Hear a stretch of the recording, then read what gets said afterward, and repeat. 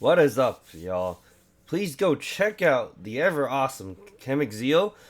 She actually has a sale going on today. Let me see if I can find the tweet. Celebrate her dog's birthday. Or not? Right? Yeah? Yeah. Turning 10. Yeah. She has a 50% off sale on top of the fact that she released a new album. So go check that out. Anyways, we're streaming Great Ace Attorney series today. Let's see.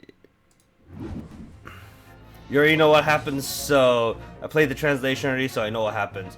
Yes, that's good. I purposely waited. I maybe watched through some of the game, and then I waited. Because first of all, I didn't feel like importing it on the 3DS.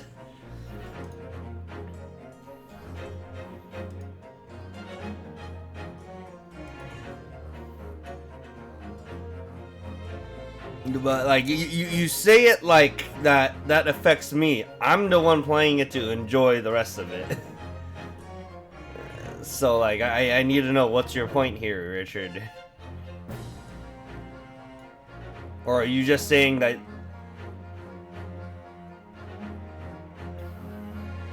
I mean, you also could have just imported the game? You realize that imported games are very easy nowadays. I don't know why you just didn't do that.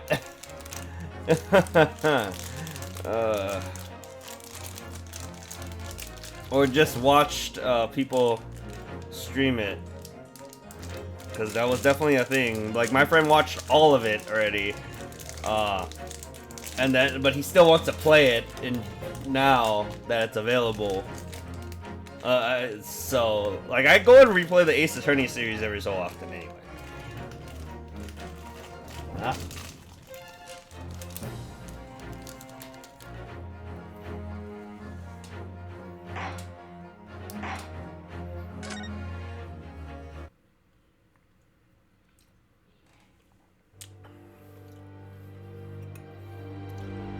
Wait. You say watching is lame and you prefer to play it, but then I have to beg the question. I appreciate you being here, but why do you watch streamers then? It's like the same idea, man.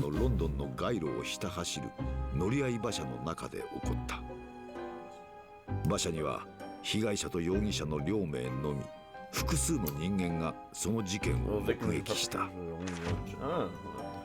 一体誰が想像したのか。この単純極まりない事件があのような恐ろしい結末を迎えることになろうとは。我が友シャーロック・ホームズはあの事件を振り返ってこう言った。I believe that perhaps that case was indeed the prelude. The beginning of a long concerto that impressive Japanese student and I were put to play together.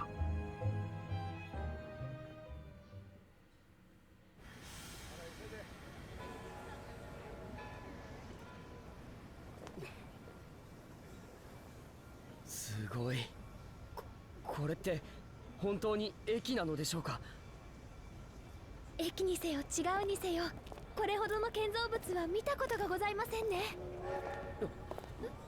蒸気機関車があんなにたくさん。何なんだこの国は。So now I need them to make an anime of this. I would totally watch it.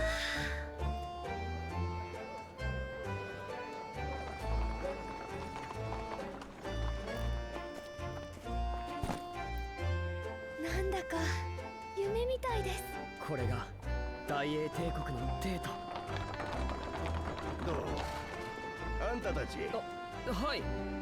乗りなよ。どこへだって連れて行ってやるぜ。それでは官庁街の高等法院へお願いします。いいとも。あんたたち最近流行りの留学生ってやつかい。I mean, okay, in the case for this game, I'd rather play it first before seeing someone else play it. That's fair. ようこそ世界の中心大英帝国の帝都ロンドンへ Let me turn off my work phone. My coworker started texting.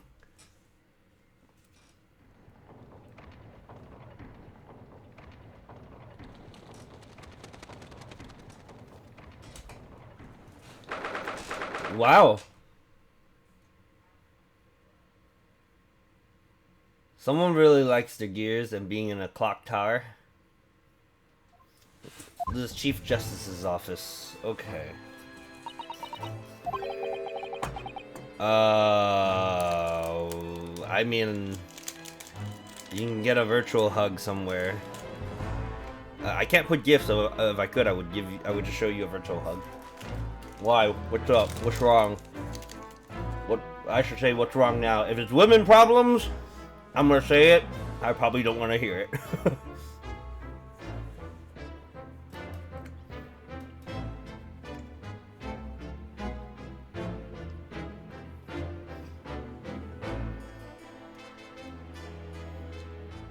What an incredible place. Well, I'm not a hugger. It's so imposing, it's almost suffocating.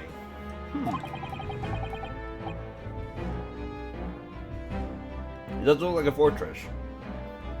This place is breathtaking. It looks like a fortress.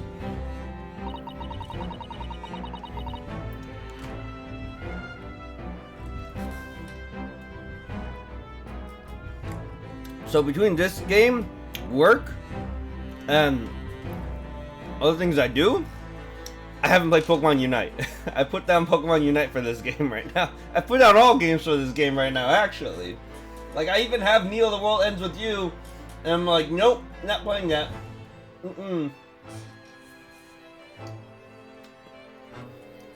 There are some buildings like this in Japan now. Wait, of course, yeah.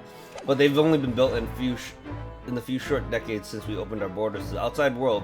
An authentic example like this has quite a different impact, wouldn't you agree? Far cry from the wood and paper most of our buildings are constructed from.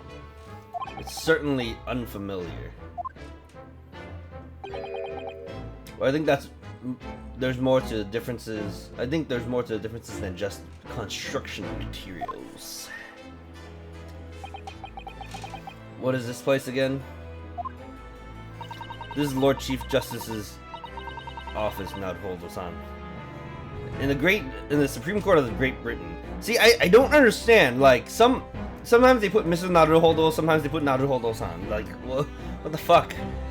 Like the subtitle team definitely needed to do some work. I don't know. The Lord Chief Justice.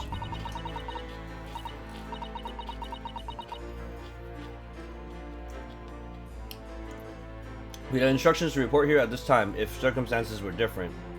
We were supposed to let the Lord Chief Justice know that we had arrived from Japan. But Kazuma can't. No. So instead we are here in a different capacity. As envoys to report the news of Kazuma-sama's death. Yes. And having delivered his or her message, an envoy's duty is done. So we'd have to return to Japan. If we want to remain here in Great Britain, I have to take Kazuma's place as the law student selected for the study tour. Yes, which means you need the requisite qualifications as a lawyer, which is what I've been studying for. Here in Great Britain, it is the Lord Chief Justice who appoints lawyers. So that's the second reason why we're here, to have you officially recognized as a lawyer. It's the only way we'll be able to remain here in London. I hope I'm up to scratch. Ah, good morning. Sorry for keeping you waiting. Oh. Just you aren't too exhausted after your long voyage from Japan? It seems I'm 1 hour, 12 minutes, and 47 seconds late. My apologies. Oh, no. Don't mention it. We're never happier than when we're standing around with nothing much to do. How fortunate. So, introductions. I am Miles Strongheart, Lord Chief Justice of the British Empire.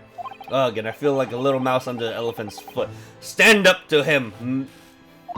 Come on, Mr. Naruhodo. See, here we go! Now it says Mr. Naruhodo! Don't be a mouse. Oh, it's an honor to meet you, Lord Chief Justice Strongheart. I'm Ryunosuke Naruhodo from the Empire of Japan. Well, Mrs. Naruhodo. Welcome to London, the capital of our glorious British Empire. Ah, yes. Thank you. I like how this man just outstretched his hands, was like, ha! Like he was the king. Or something.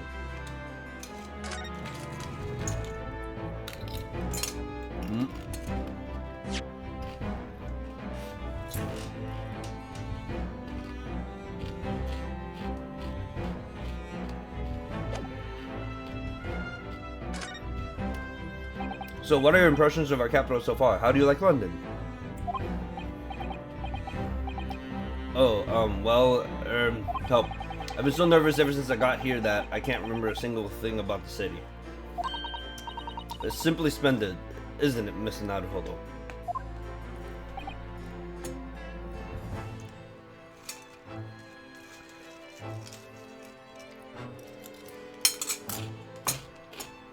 Oh?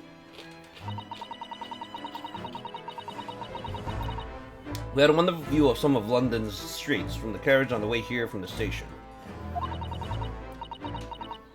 Everything's so impressive and grand. I must say, I'm almost lost for words.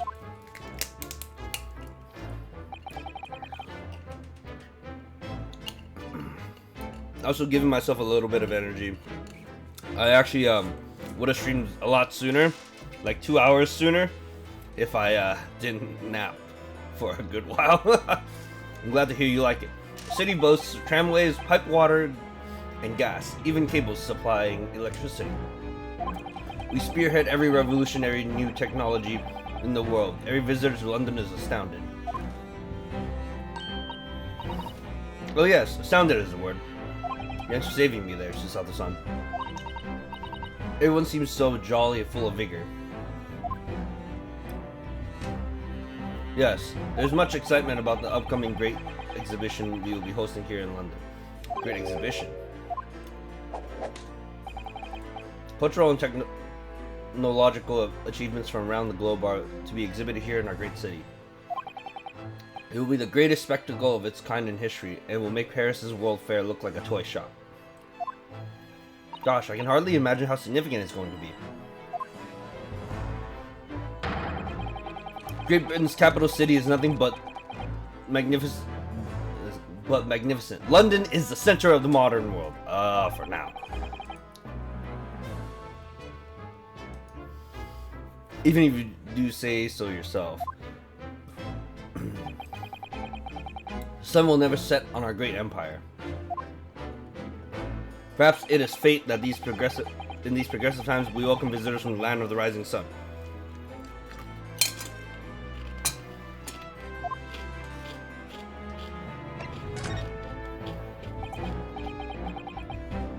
Lord Chief Justice, I think you were expecting a student of law for this study tour, weren't you? Absolutely. And Mr. Kazuma Asogi, if my memory serves. That's right. The British government has already been telegraphed a full report on the situation. I understand the young man lost his life aboard the steamship bound for our shores. That's amazing. The news reached him before we even arrived. My country naturally extends its deepest condolences to yours. Oh, thank you. And you honored this appointment specifically to inform me of the news? Yes. We are here in the capacity of envoys from Japan to report the sad news in person. They tell me you Japanese are people of protocol and courtesy, and I see that it's true. And it is with some regret that I must inform you that the death of the young lawyer means this study tour arrangement can no longer proceed. If you would just hear us out, Lord Strongheart. What do you have to say, madame? It's about the study tour.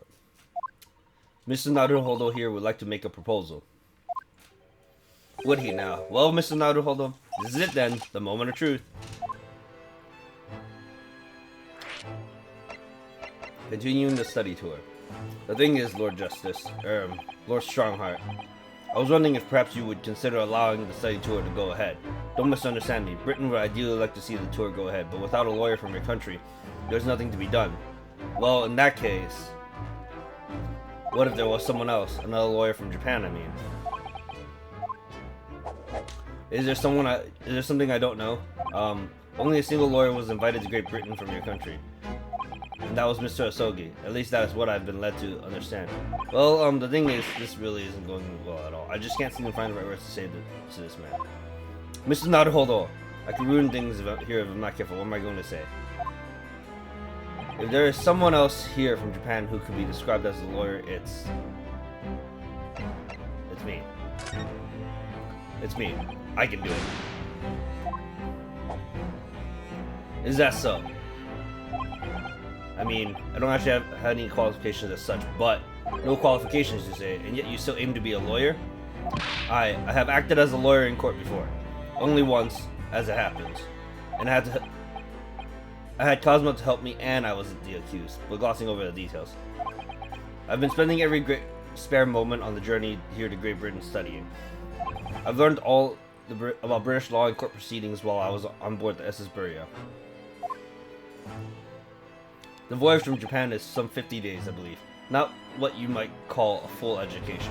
To become a qualified lawyer here in Britain, not only do you need a university degree in law, but you must also complete several years of training.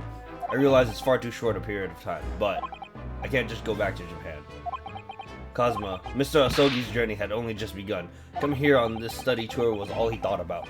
I have to carry on and do everything he planned to do. It might have gotten through, but he might not allow us. It might take some moment to convince him. I know it must sound like I have an overly inflated opinion of myself, but I would do anything to prove that I have what it takes, and any test you care to set me. Just one chance, that's all I'm asking for. Please. 31 seconds. Sorry. Your opening statement there, Mr. Naruhodo, it was 31 seconds long. Not too brief, not too protracted. A perfectly judged appeal, I would say. Which is a skill that would stand you in good stead as a lawyer. Oh, thanks. So, you're willing to put those words to trial, are you? Well, I'm all for entertainment, huh? But let me ask you one thing first, sir. Yes? You say you intend to do everything Mr. Asogi planned to do. Are you firmly set on that path? Well, yes, that's my intention. I see. Am I imagining things, or did his expression just alter a fraction there all of a sudden? Very well. You have your wish. I'll give you a chance. A test to become a specially certified lawyer. Whether you pass or fail is entirely down to you. Really? What's the test? So, what form will the test take exactly? Tell me, Mr. Naruhodo. What do you consider the role of a lawyer to be? Well, defending people, of course. Well said. So, let's have you defend someone. Your timing is perfect, in fact. There's an apt trial about to begin later today. No advocate has been appointed for the defense as yet, so this will be welcome news. Today? Straight away? Fuck it! Let's go! If you manage to secure a verdict of not guilty, you'll have passed my test.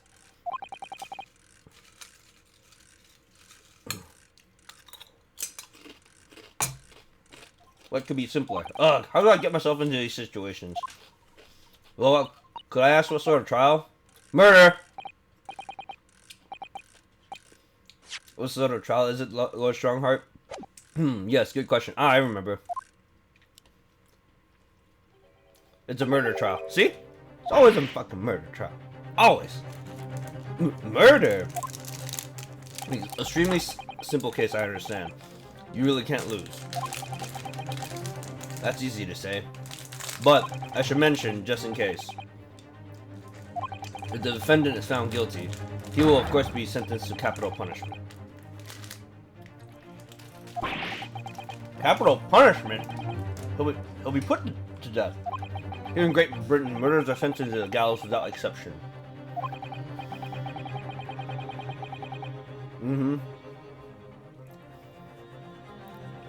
Presumably you read that much in your short C-based introduction to British law. We can't possibly agree to such a test. We would be toying with a man's life. I am the Lord Chief Justice and I have decided it's acceptable, but you can't do that, can you?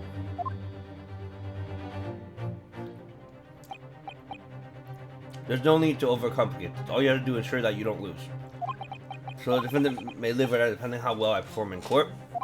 If I lose, he'll be hanged. Mr. Naruhodo, you've come to me claiming to be a lawyer. If you want me to take you seriously, you need to prove you're willing to do a lawyer's job. And you say you intend to see through the will of your compatriot, Mr. Osogi. Yup. I would like to understand just how far you're willing to go in order to make that happen. Testing my resolve. What's the matter? You fall silent. I'm so sorry, but time is pressing. The trial begins shortly. I need an answer from you now. What is it to be? What do I say? Do I agree to this absurd test? I'll do it. Alright then. If I have to give you a decision now, my answer is, can't do it. I can't get the words out. 15 seconds. Your lawyer decision making needs work if you want to be a... Your decision making needs work if you want to be a lawyer. That was too slow. Damn.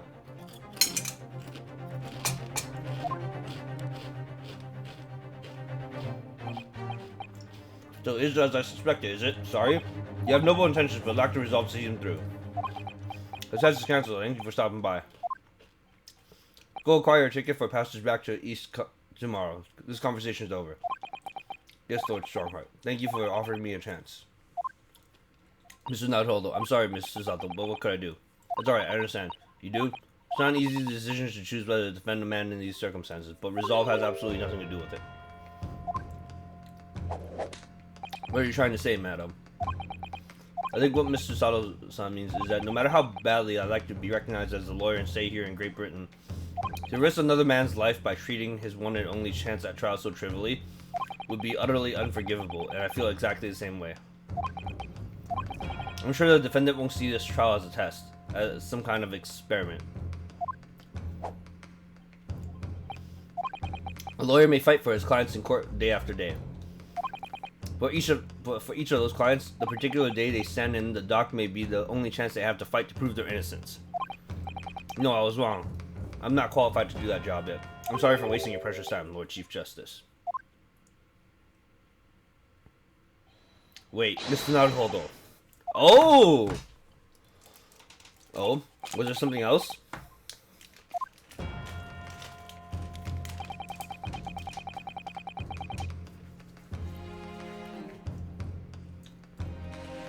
It's approximately 20 minutes by carriage to the Old Bailey from here. If you leave immediately, you should still be there in time. But I just said that I was quite serious in what I told you. The defendant in this case literally has no one to advocate for him. What? At this point, he can't hope to find someone to represent him. The trial will begin without a defense. And if that happens, there's only one possible outcome. I mean, you could defend him as the Lord Chief Justice. There's exceptions, right? Well, I don't know how Britain's law for lawyers are.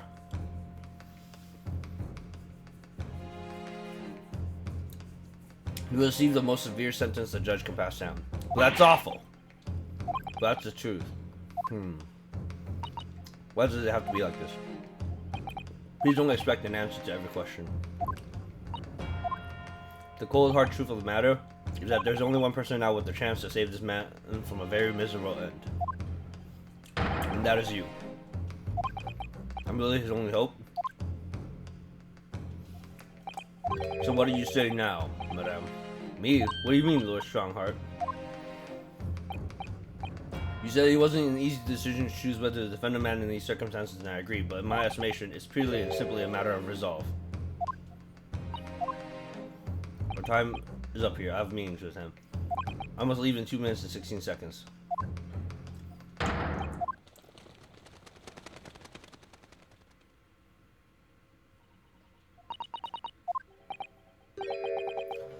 So venture into our great city and enjoy yourself. She's gone. The Old Bailey. The Old Bailey.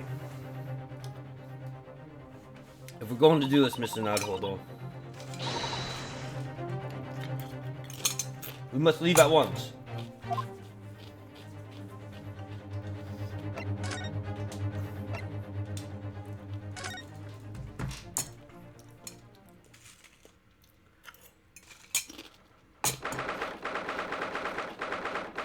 The Old Bailey, Defendant's antechamber.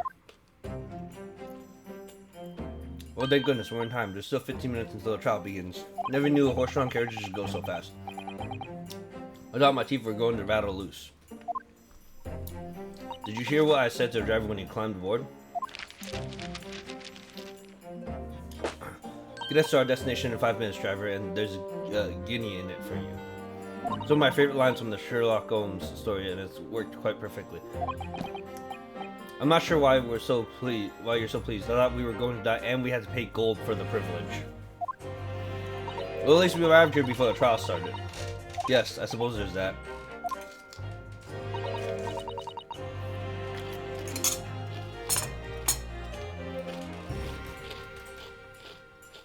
Anyway, I don't understand it. The court clerk said the defendant should be here. There's no sign of him at all.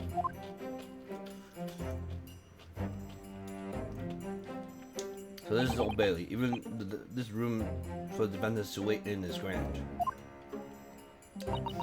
Are you alright, Mr. Nader? Hold on. I'm feeling tense, that's all.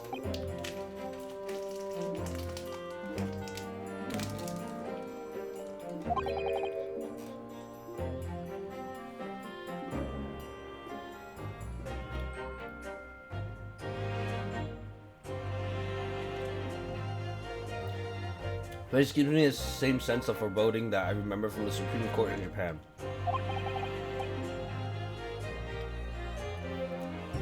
An oppressive air, almost as if the building itself is going to crush whoever is about to be sentenced.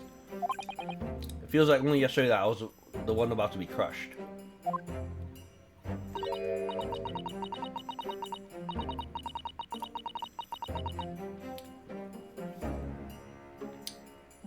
Yes, whoever the man you're about to defend is, I imagine he's very alone, feeling very alone at this moment.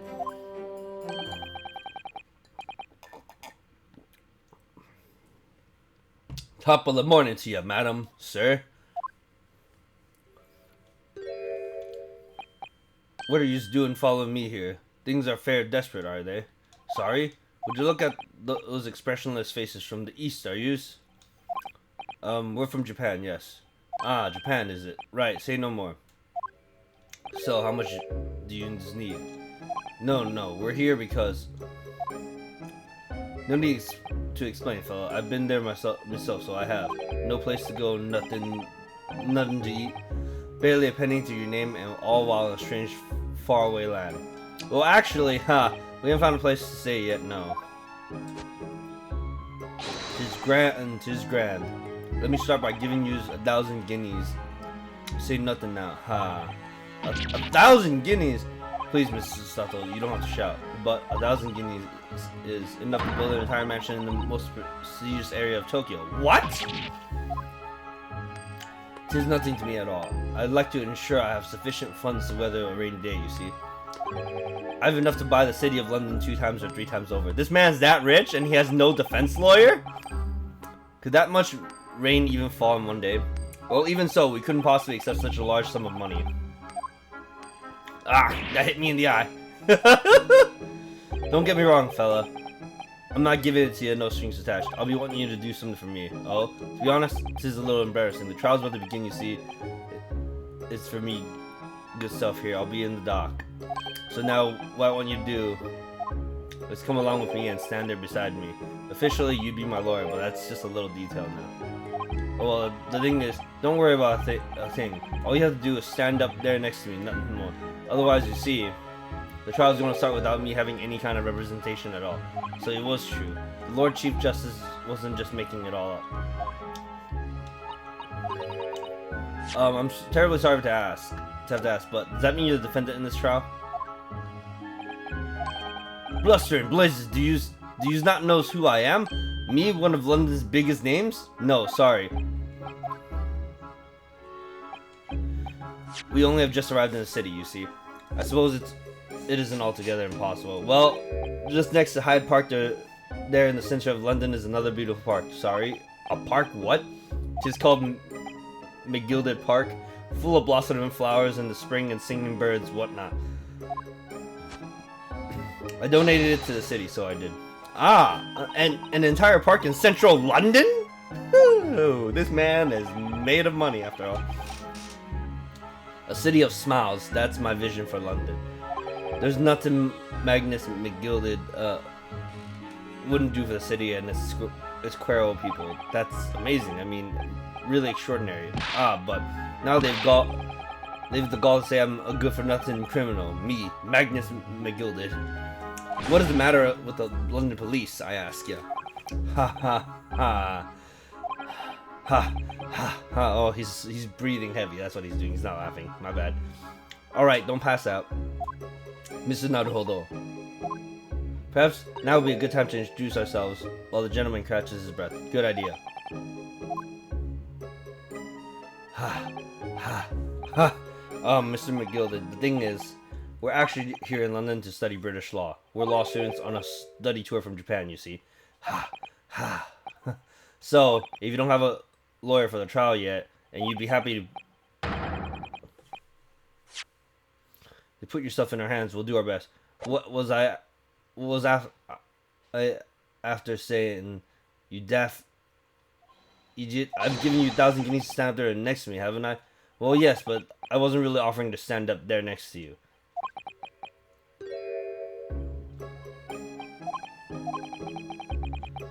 Oh, I think I need to see what's going on here, sorry.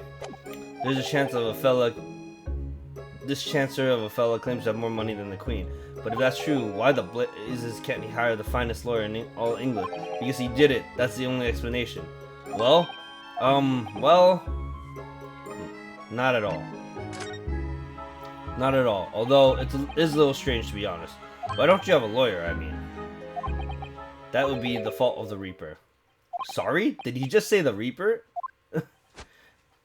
Aye, the Grim Reaper of Bailey, Lord Brock Van Zeeks. He's the prosecutor.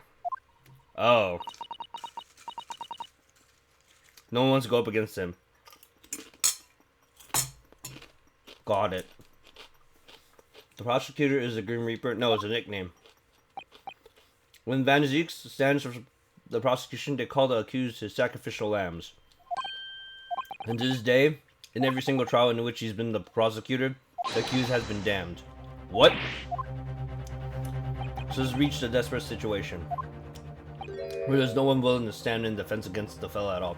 You could say he's a living legend of Old Bailey. Well, we're willing to stand for you. Goodness, Lord Van Zeeks. He must be an exceptionally talented prosecutor then. Or a hell of a hack. Talented isn't the word you're looking for, madame. Ah, there we go. That's what I was looking for. It's cursed. Cursed? What on earth? The defendant is summoned. And his counsel, please make your way to the courtroom. The trial's about to begin. His counsel, that would be me. Oh, here's time. Well then, fellas, don't let me down. But I don't know anything about the case. You haven't told me what happened. Until you showed your face here, I'd made up my mind, so I had. Sorry. I decided I'd have to defend myself in there. How would that have worked? But then you made an appearance, a student of law, wouldn't you know? Tis no accident, I can assure you of that. Tis fate. So don't get cold feet now, please.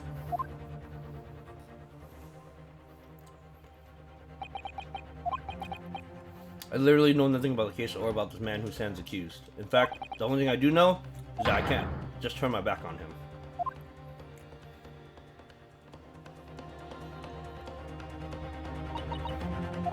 Mr. Naruto, the man has no one. He'll have to stand alone in that courtroom, armed with nothing to defend himself.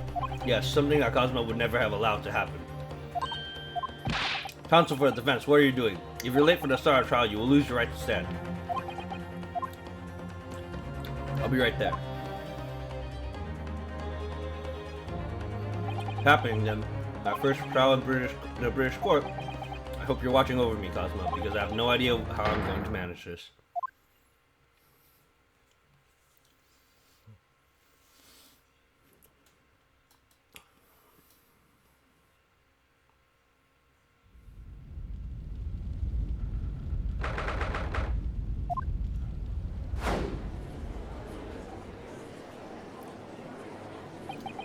And you have a jury?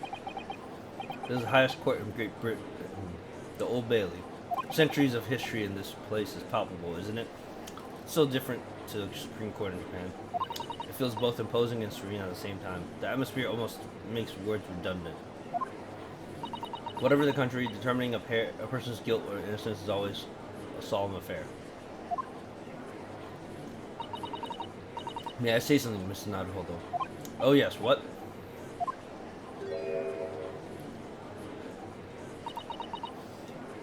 Your eyes look ready to pop out of your head again.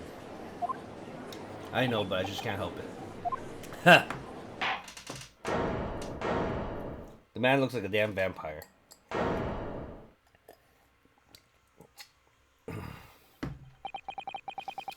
In the name of Her Majesty the Queen, I hereby declare this court to be in session.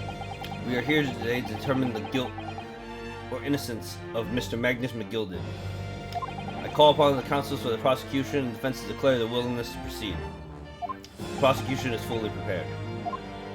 That must be the Reaper of the Bailey. He really does look fully prepared to dispatch his next poor victim to the underworld. Counsel of Defense, you appear to be Eastern. Do you speak English? Oh, yes, of course. Sorry. But he asked if the defense was ready, and I couldn't be further from ready if I tried. Those eyes please me, Nipponese. They shroud your fear, your doubt, your trepidation. They run wild, clinging to some phantom notion of courage. The quintessential look of a sacrificial lamb. Ugh, cold shiver ran down my spine just all the way to the tips of my toes. Now, Mr. McGilded. Yes, my lord. You stand accused of murder, a capital offense.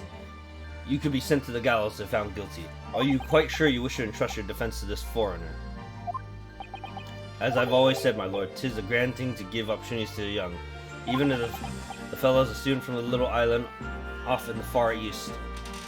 It is not the British way to ignore the dangers to yourself and give those less fortunate a fair chance. I like to think the acts of chivalry do the great British Empire proud. Listen to Mr. McGilded, what a fine gentleman London has in him. Did you hear that he donated £5,000 to the government the other day? Mother, please, may we go and play at McGilded Park? It seems everyone in the public gallery is firmly behind Mr. McGilded. That's definitely welcome news, and he certainly has a way with words. I'm surprised he couldn't convince anyone to defend him. Because of who the prosecutor is?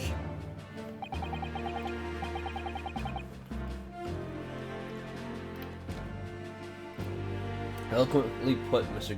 McGilded, the most laudable sentiments. Now, ladies and gentlemen of the jury, I'm sure I need hardly remind you that you six members of the public have been selected for your impartiality. Are you ready to proceed? Yes, my lord. If the task is to send rotters to the gallows where they belong, I'm more than ready. At the manner his lordship always says we should dispose of rubbish promptly. Naturally, I agree. And you're holding a knife. What the fuck? Ha! Any criminals here will soon be wishing they never set eyes on me. And he's drinking on the job. I feel a chill. Oh, don't mind me, dears. I'll just be getting on with my knitting. Must finish these bits for my grandson. So that old lady's gonna be the most qualified juror, right? Ah, Mr. Naruhodo, these people are the jury, yes. That's something we don't have in Japan yet. That's right, I've only read about it. But here in Great Britain, the court's final verdict depends on the opinions of these 6 jurors.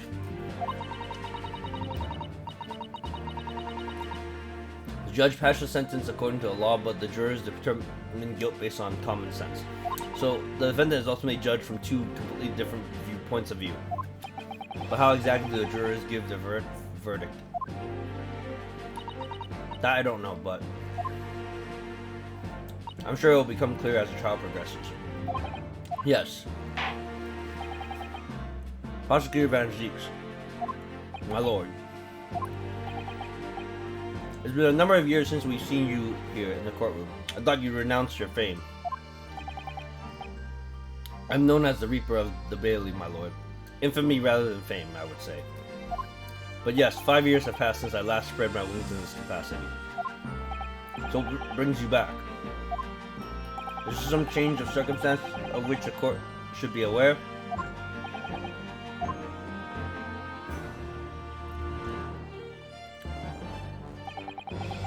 I'll leave that to your imagination, my lord. Reaper has been out of action for 5 years. Why did you choose today of all days to make a comeback? Don't lose heart, Mr. Nightcrawler.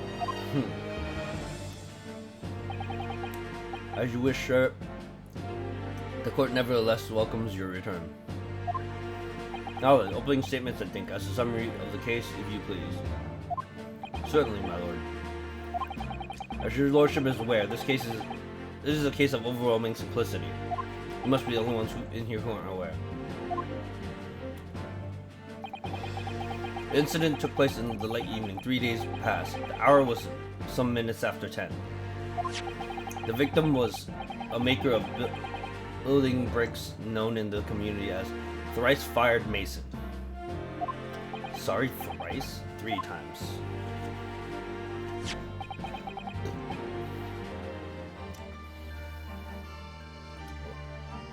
He was a very accomplished craftsman. Bricks he fired were said to be almost indestructible. The victim's corpse was discovered in an omnibus in service on the streets of London at the time. A dagger had been thrust into the victim's abdomen. It is believed to be the ultimate cause of death. Here's the autopsy report from the investigating medical officer at Scotland Yard. Thank you, counsel.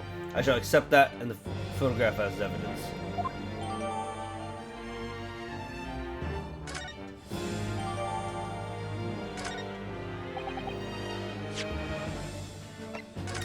Stabbed once in the abdomen with a knife while journeying in an omnibus. Died due to internal hemorrhaging resulting from the trauma. 54 years old. Jesus.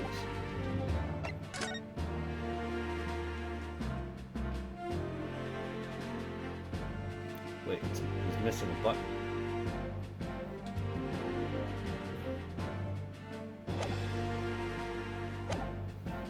Move further item of evidence. Prosecution wishes to submit these as well.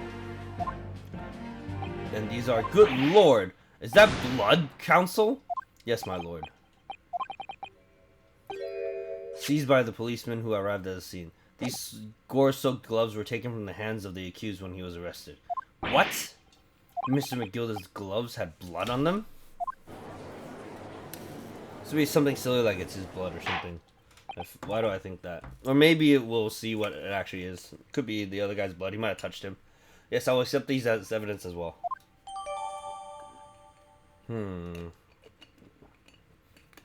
There's a cut on it.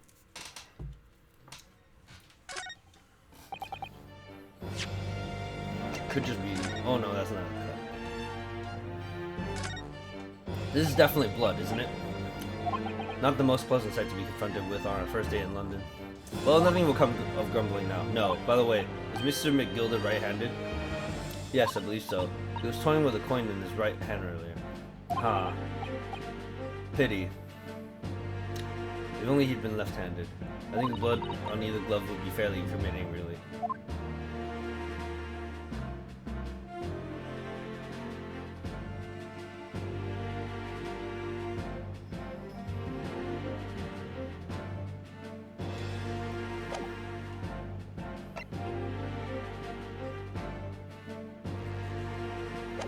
How did I get into this? I'm back in the corner before I even started. Continuing. According to the driver of the omnibus, there were only 2 passengers traveling inside his vehicle at the time. Only 2?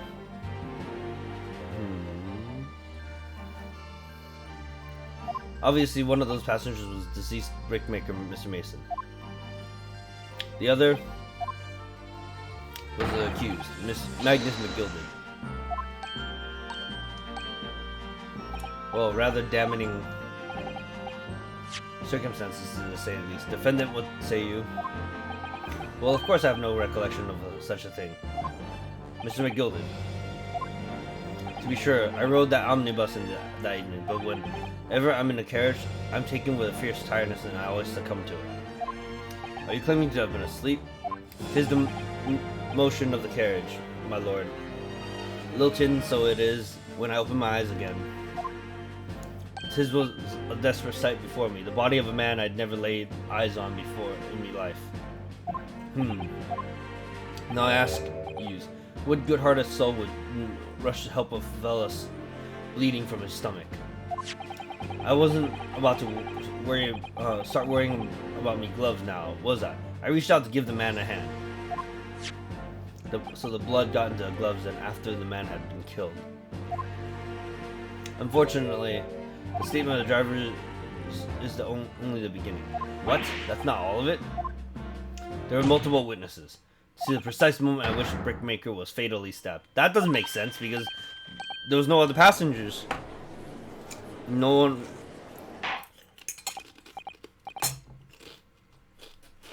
And he was asleep. Order! Order! Order! When the killing took place, only the victim and the accused were inside the carriage. There were witnesses to a crime. That is not just a case of compelling evidence. It's a nail in the coffin for the accused. Thank you, counsel. The circumstances of the crime have been made quite clear. I think we will hear testimony from these witnesses first of all. Your wish is my command. Bailiff, bring the witnesses in at once.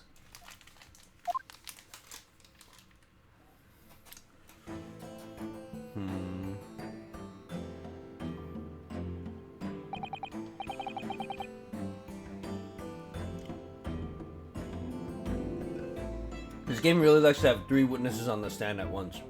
Witnesses, your names and occupations. My name is everyone calls me Beppo. I drive an omnibus in the East End. Bruce Fairplay. I'm a banker in the city. My name's First. Lady First. I make hats for gents. Lady First? Really? God damn the freaking puns.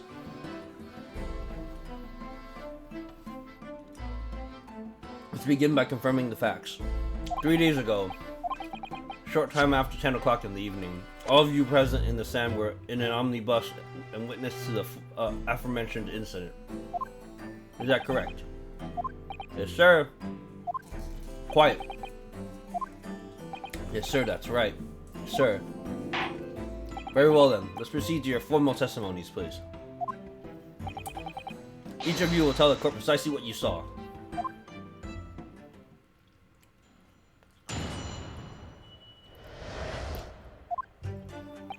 It was the last bus of the evening, so I had a few customers. I remember it well. The victim and the man accused of killing him were sat next to each other inside the bus. Then out of the blue, the accused reached over and plunged a knife right into his gut. That's right, he stabbed him. I screamed, I did. I couldn't help it. As soon as I heard the scream, I stopped my bus and then I saw it too.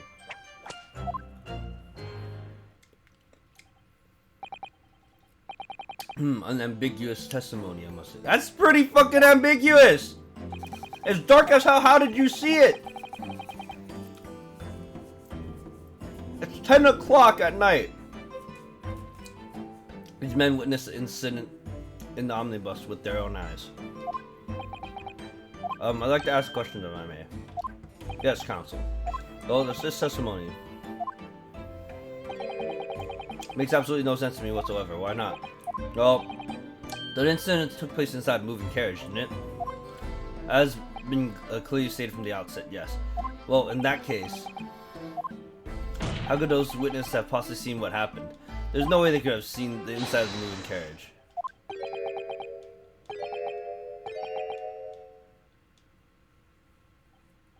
How quaint. I'd read that civilization in Eastern Island nations was a good century behind our own. But you're here in London yourself. Are you really so ignorant about omnibuses?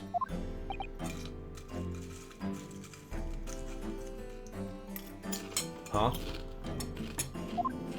Tell me, my Nipponese friend. Have you traveled in an omnibus Well, no. We only arrived in London this morning. No matter. I arranged for us all to see for ourselves the actual scene of the crime, that is. What you mean, the actual scene? How? The carriage is designed to be moved, after all. Presumably you understand that much. Yes. The omnibus in which this bloody crime took place is here today, in this very building. Your what? Entire carriage? Bailiff! Bring forth the stricken omnibus. Uh-oh.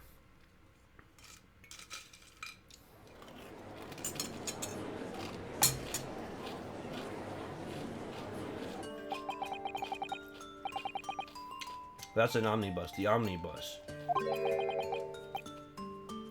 I can't believe they could bring something so enormous in here. Great Britain's courtrooms are amazing. As you can see, the omnibus is pulled by 2 horses and can carry up to 8 passengers.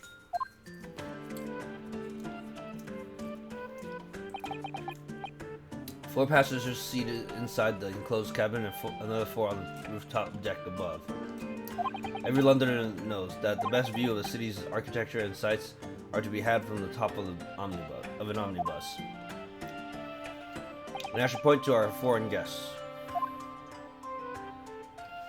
There's a skylight in the roof, allowing a view of the interior from the seats above. Skylight. Oh! Penny drops at last, I see.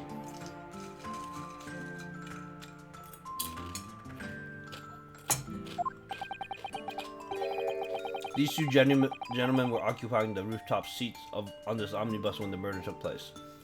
That is how they came to witness the grim incident. Through the skylight. Okay. Ugh, that makes perfect sense. Well, counsel, this is the first. In all my years on the bench, I've never experienced the crime scenes of being brought into a courtroom. There are a number of important clues remaining inside the carriage. I would like to submit the omnibus itself as evidence. That is the prosecution's wish.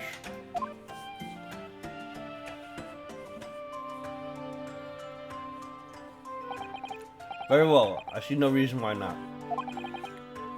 The omnibus is hereby formally accepted as evidence. Why do I feel like this prosecutor is out to also make it so that the defense has everything in this toolkit to save the defendant?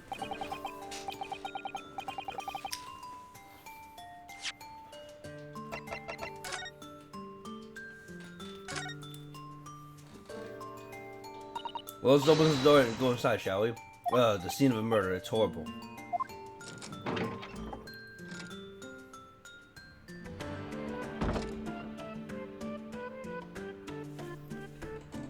So there's the blood there.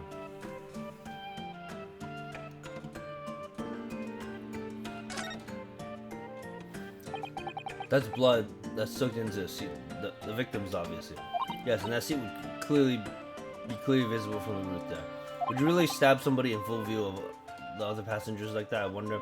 Well, it was after dark. There could be and there was a lamp in here, so perhaps this culprit couldn't see anything outside through the skylight. Whichever way you look at it, it doesn't seem like it was a planned attack.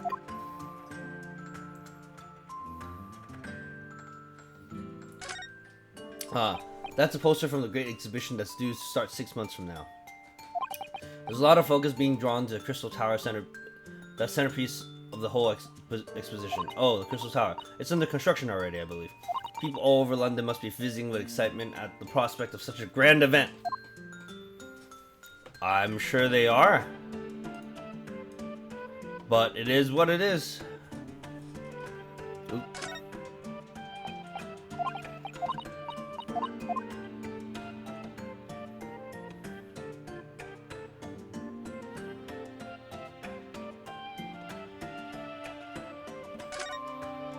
That's a great exhibition. That's a poster from the great exhibition that's due to start 6 months from now. This is, it's the same shit. See, it has a handle, it seems.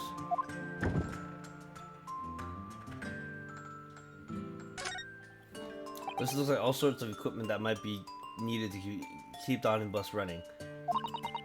Feeding tubs, tools to repair wheels, blankets, horseshoeing tools. So it's a storage compartment for the coachman to keep his things, it seems. There doesn't seem to be any space for passengers to stole their luggage, that's for sure. Well, I don't imagine it would be very convenient for that purpose anyway.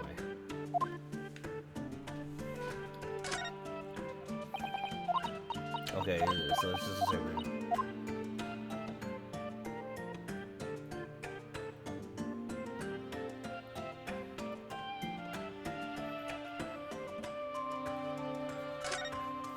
It's quite a large skylight, isn't it? Yes, quite a large, enough to afford a good view into the cabin from the roof deck. There doesn't appear to be a handle or catch of any description, so I suppose it can't be opened from the inside the cabin at least.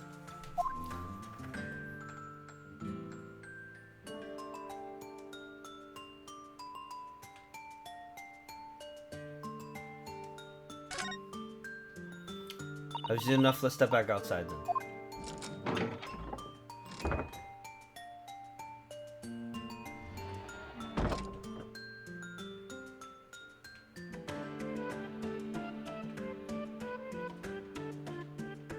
Phoenix Wright Omnibus. What? Oh my god. Really? They really did that.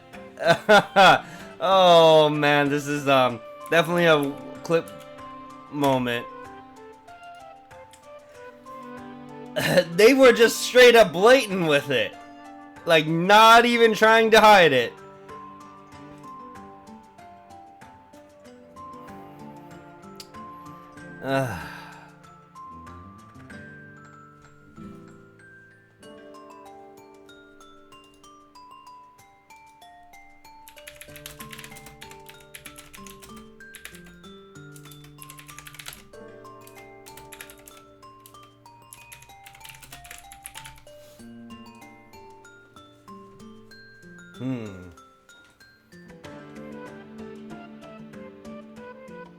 Someone could have hid under there, no?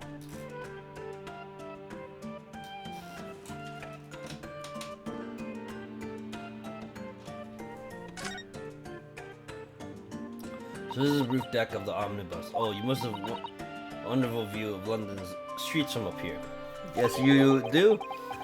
Most likely, because you're gonna be up top anyway. So people would sit all the way up here on bitter winter nights with the cold air rushing past them, and they have to pay money to do so. Brr, can't imagine how cold it must feel. That just made me think of something horrible. Can you imagine being dragged around the city in the freezing cold as a punishment? Perhaps that's the real price you paid to stay out late.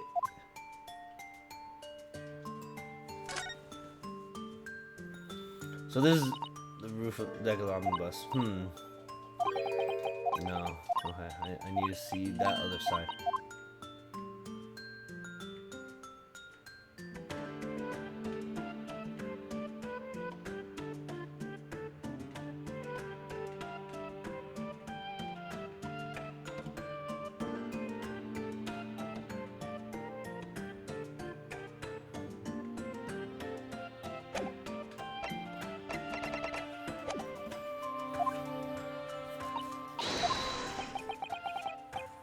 I can't believe it. The entire crime scene entered as evidence. Yes, Creeper is simply extraordinary. I caught myself by giving that omnibus a thorough examination, seeing as it's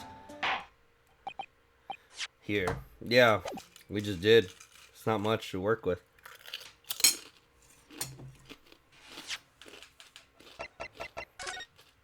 Unless there's more shit that appeared now. No. Hasn't changed.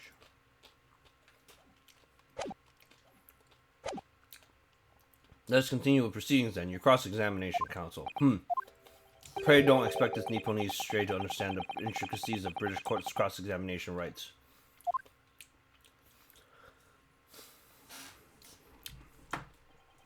Alright. My first cross-examination in a British court.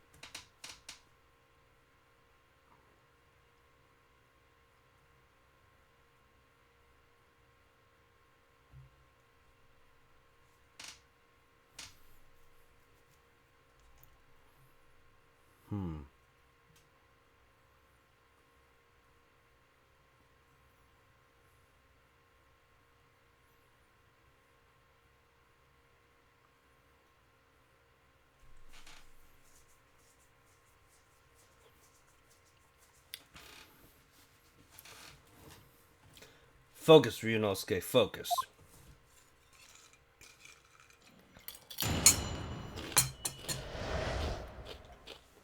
What the witness saw.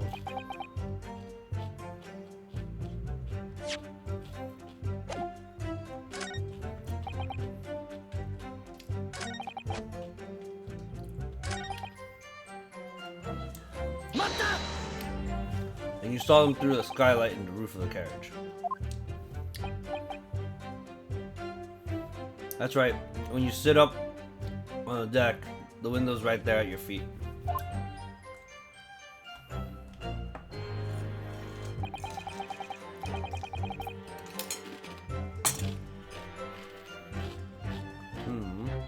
There was a lamp inside, so I had a pretty good view.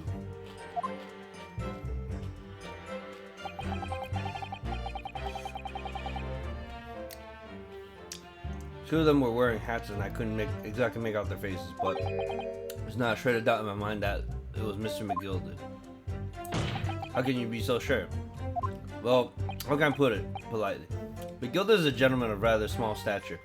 I couldn't have mistaken him for anyone else. Let's not forget that when the vehicle came to a halt, the only people inside the enclosed cabinet were the deceased Mr. Mason and Mr. McGilded. There's no room for doubt here. You can hide someone in that ship.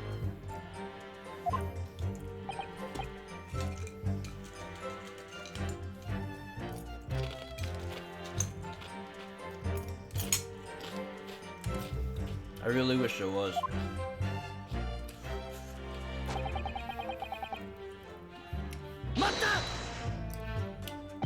You actually saw the exact moment it happened. Didn't I already testify to that? Or are fair income hardworking city bankers not considered trustworthy these days? Oh no. I didn't mean that. This is no good. I really got his back up. Perhaps you could just tell us what you saw in a little more detail of that. My lord. Juror number 3, what's the meaning of this? My mind is made up, my lord. Completely and utterly made up. Made up about what? I don't like the stinking rich, never have. They're always up to something or other that they shouldn't be, every one of them. And that little leprechaun of a man is no exception. Well, he can't fool me.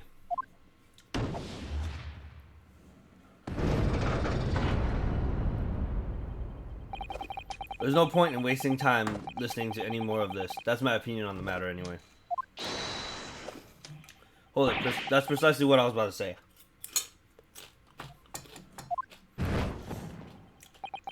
As the foreman of the jury, it's my duty to set a good example to my fellow jurors. So we need to get the other 3 to vote opposite. So what's happening here? Missy, ah yes, it seems that's how the members of the jury give the verdict. Sorry, other 4. Fire, apparently yes. White for innocent and black for guilty. As the 6 members of the jury make up their minds about the case, one by one they cast a ball of fire into the great scales of justice we saw a moment ago. So if those enormous scales fall completely to a black side, does that mean... Let's do our very best to make sure that doesn't happen. I'm even more worried than before. Well, than I was before. Okay. Very well, the court acknowledges the change in the jury's stance. Counsel for the defense, please continue with your cross-examination. This is a nightmare. That's right, he stabbed him. I screamed. Couldn't help it. Where's the knife?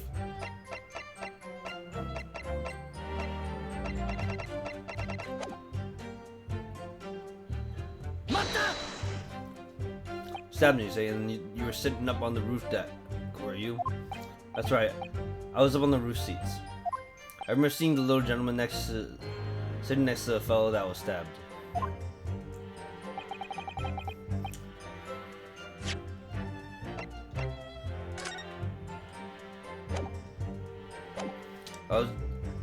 I've been thinking about a new hat design you see, so I was just gazing absent-mindedly around.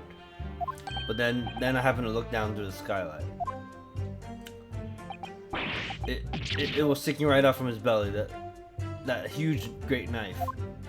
A grim sight indeed. That didn't help me at all. They really look like they're even more convinced my client did it than they were before. That appears to have made everyone even more dubious than Mr. Gilda is telling the truth.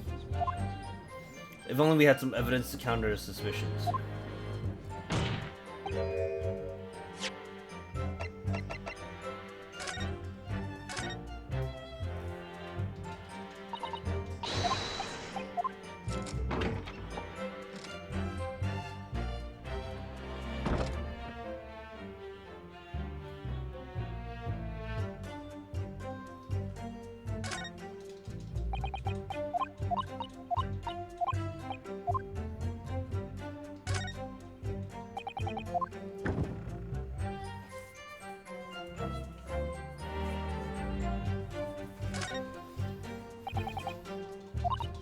No, I want to examine that specific spot. I think someone was hiding in here.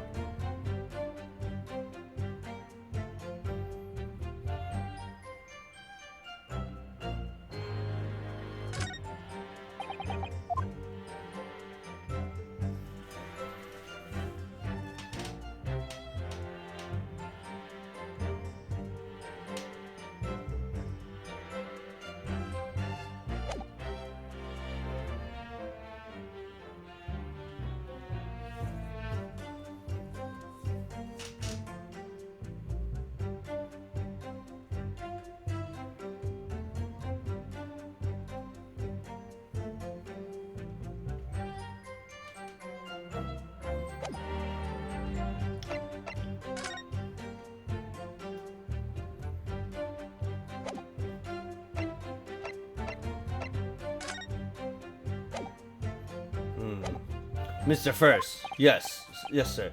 Is this the knife you saw? Ooh. Good grief, yes, that's it. That's the one, sir. Oh.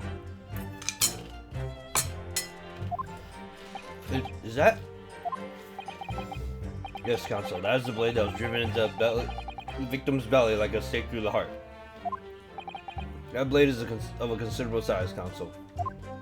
It is. Furthermore, the scabbard is emblazoned prominently with a certain initial, the letter M, which seems oddly familiar. Please no. M for Magnus, perhaps, or McGilded, possibly. Take your pick.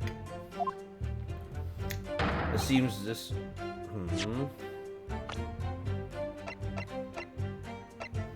Could be M for Mason. It seems this particular big name in London made a magnificent mistake. But there are M's everywhere. Yes. Like in Mason. The blade is far too extravagant for a poor brickmaker to have owned. No. The weapon of murder almost certainly belongs to the accused. Ugh. Not conclusive, but certainly compelling, counsel. The murder weapon has been entered into the court records.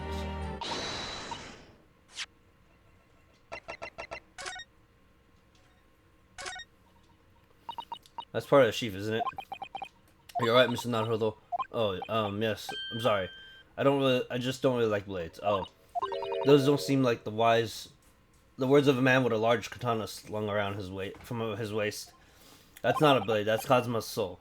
Anyway, there's no sense in delaying it. Let's see what the blade looks like.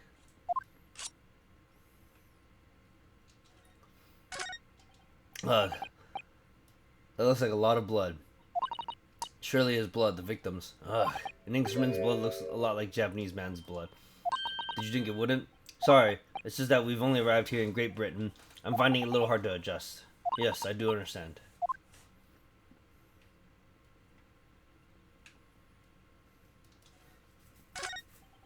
an ornate M, undeniably Mr. Magnus McGilda's initial, and it's beautifully gilded too. It must be very valuable, I would think. Ah, what is it? This M. If you turn it upside down, it becomes a W. This would change everything. A W? Yes, it's one of those, you know, turnabout cases. Turnabout cases. What a reference. I'm sure of it. I'm afraid I don't know at all, but I'm sure... What I'm sure of is that this is an M. Well, the idea was quashed quickly.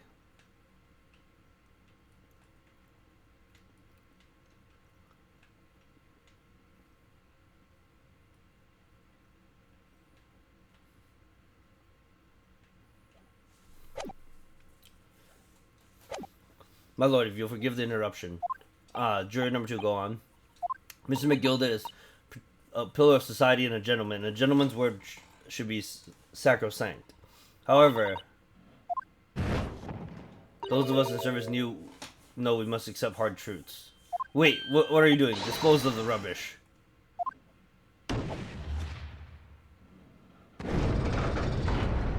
The 3.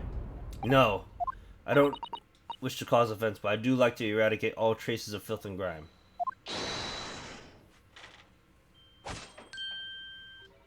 I have painstakingly typed every word uttered here today and cross-referenced all the facts. As such, I am now in position that the only logical condition.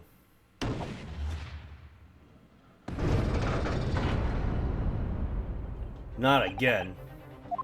That's 4 out of 6 jury members who have proposed a guilty verdict. There are only 2 left. We've had it.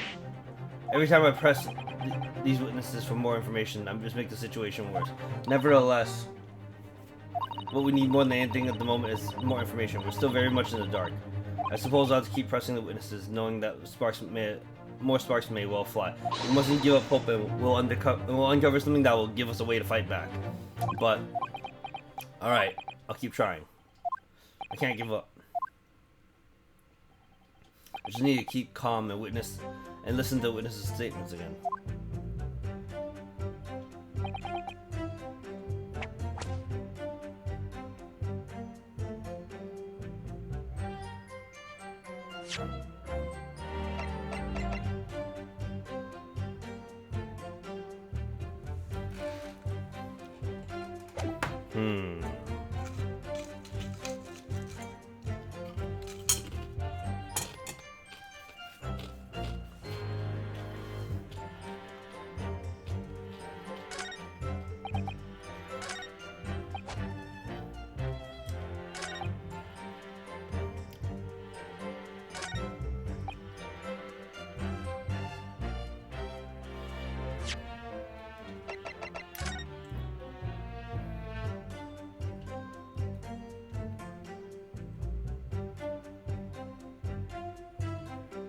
Sense.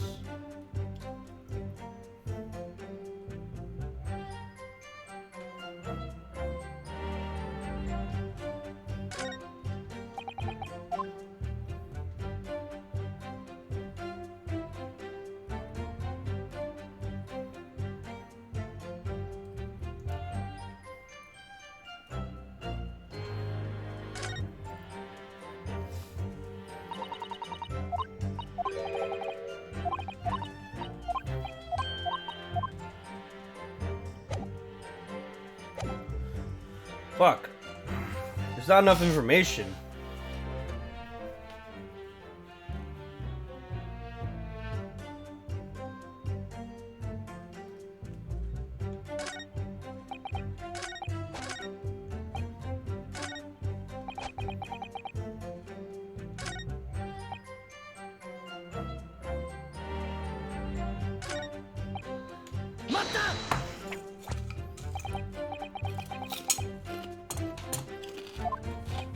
And what exactly did you see?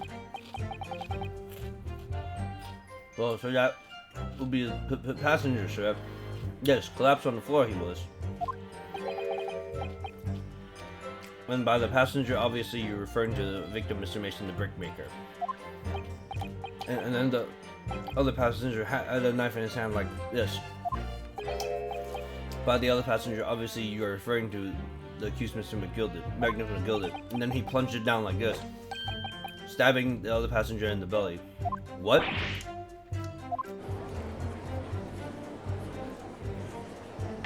Order! Order! It's hard to believe that one of London's greatest philanthropists but this is damning indeed. The law knows no philanthropists, my lord, only the innocent and the guilty. Good deeds mean nothing. When overshadowed by evil, the truth is everything. Couldn't agree more, sir, the truth. Alright, so when it happened, the only two people in the enclosed cabin area were the victim and the defendant. And so help me, 3 whole people witnessed the man I'm trying to defend do the deed. I don't like to be pessimistic, but we do seem to be in a rather difficult situation here. What am I supposed to think here? Is Mr. Gilder really innocent? Or could it be? Before we jump to conclusions, our first task should be to gather information. We need to understand the case much better than we do at the moment. Yes, you're absolutely right. Let's listen to those witness testimonies again a little more carefully this time.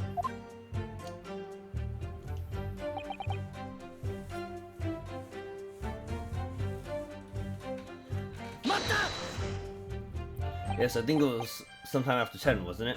Yes, sir, that's right, sir. Yes, ever so cold, it was freezing, in fact.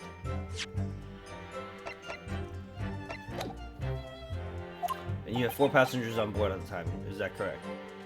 Yes, sir, that's right. Not all traveling in the same parts of the bus, of course, though. No.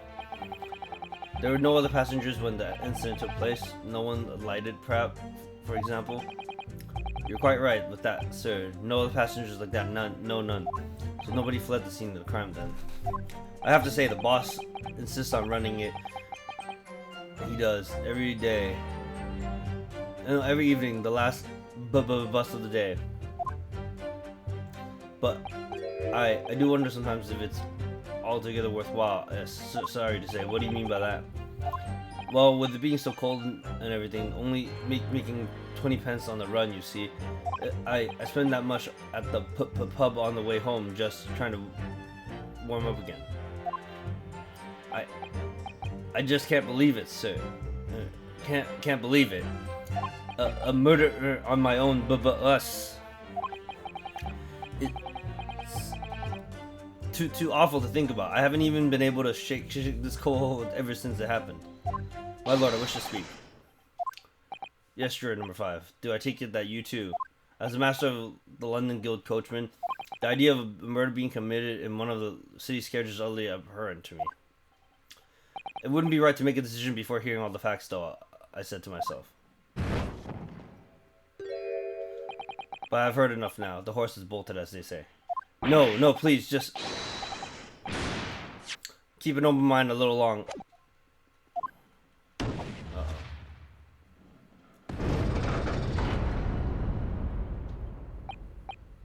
Beppo is a long-standing member of the guild, and I trust what the man says. Oh, thank you, sir. You're too kind, sir. This is too unkind, sir. Which now means the 5 jurors agree to condemn the man.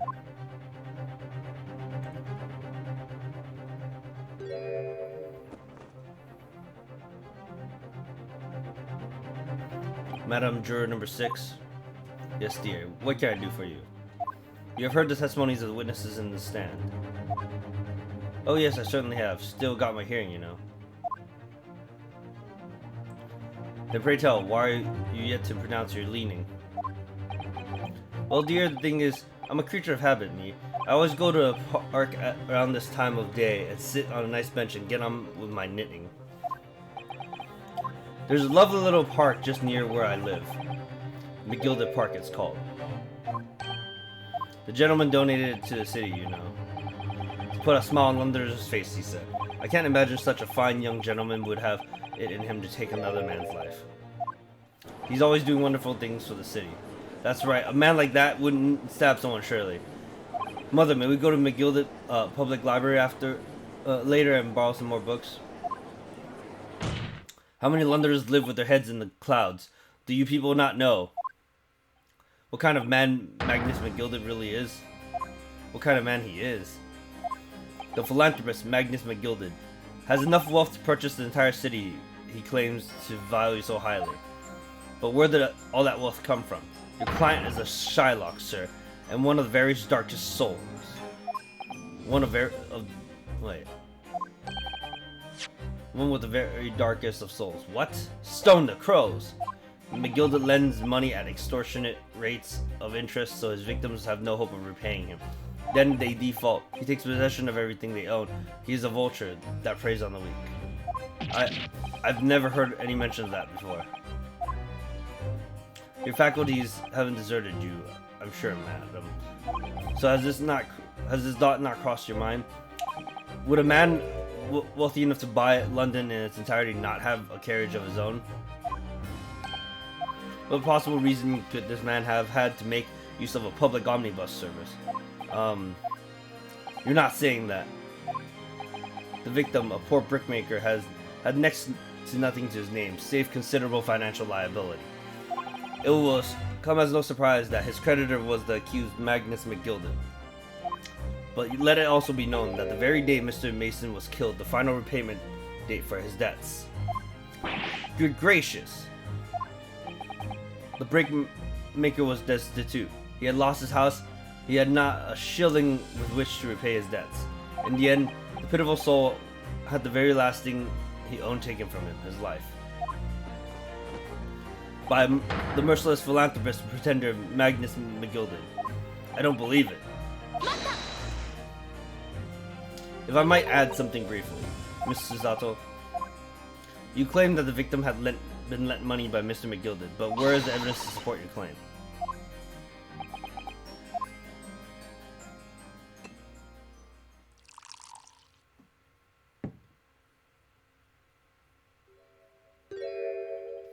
Pray forgive the discourtesy of filling my hollowed chalice in a court of law. Aha, there it is. Lord Zeke's hallowed chalice. How can this be considered acceptable? But I find myself in unexpectedly good humor. I heard ladies from Far East could show great courage, but I didn't expect to experience it myself. Ah. As a judicial addition to the defense, I'm simply doing my job. What a pity that your display of courage is in vain.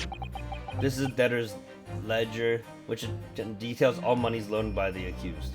You will find the victim's name clearly recorded inside. Oh. Allow me to present this ledger as evidence. And pray forgive the discourtesy of raising my chalice in a toast to the enigmatic East at the same time. A marvelous toast, Scouts. I will gladly accept this new evidence.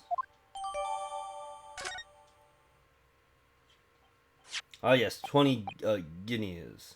The victim owed a considerable sum. Oh boy.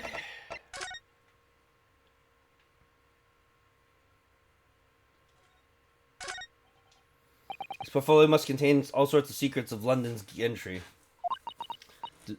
Oh dear, do you really think we ought to look inside? Yes! Oh yes we do!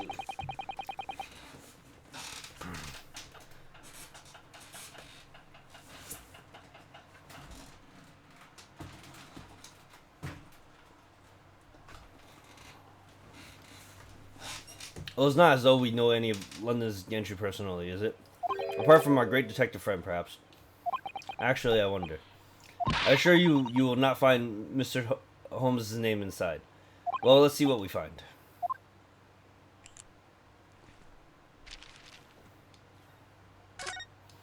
Oh gosh, it's kind of full of gentlemen's names, isn't it? Well, I suppose they're probably not all gentlemen at all, are they? After all, not everyone in this country is well off. Ah, goodness. What is it? Look at this. Do you see the name here? Bruce Fairplay.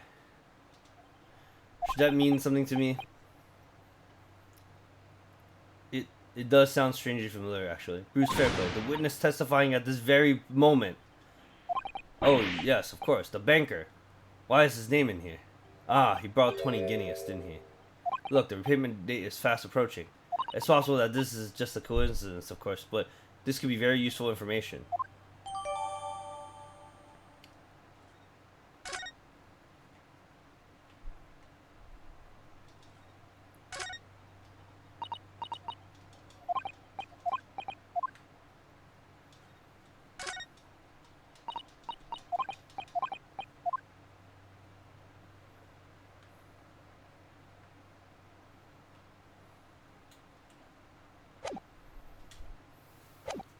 and the accused made certain he had quite ample recompense. Well, it would seem I've had the wool pulled over my eyes. No, not necessarily.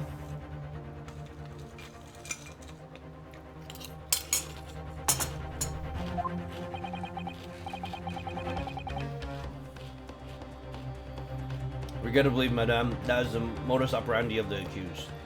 And it's such a pretty little park, too. What a scoundrel. Still, maybe it's all for the best. Ah, wait a minute. I don't stand for nonsense. Great.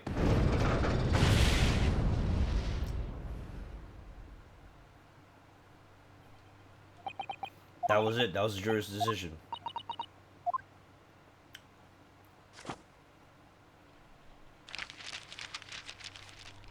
According to the Encyclopedia of British Law, when all members of the jury have concluded that the defendant is guilty, court proceedings are suspended and the presiding judge will deliver the final verdict and sentence. That's what it says here. The final verdict. It's over then. Oh. There is a footnote, though. A footnote. However, the defense... All 6 members of the jury are now in agreement in this case.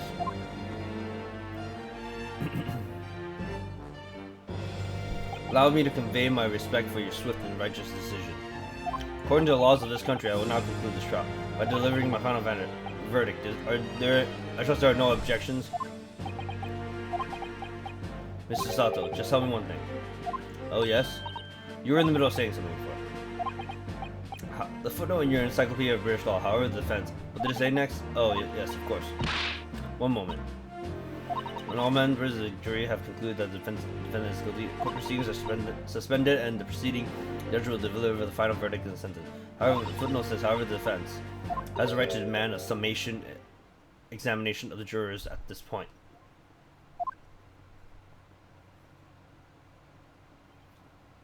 A summation examination. A summation examination? From which century has that tome you have there been resurrected? Judging from the binding, I would say it's at least 50 years old. Any modern text on British law wouldn't even give such an antiquated procedure a mention. It's a relic, long forgotten and certainly no longer practiced. So you're out of luck. Oh. What even is it, Mr. Sato? This so-called summation examination. Oh, one moment, I'll read about it.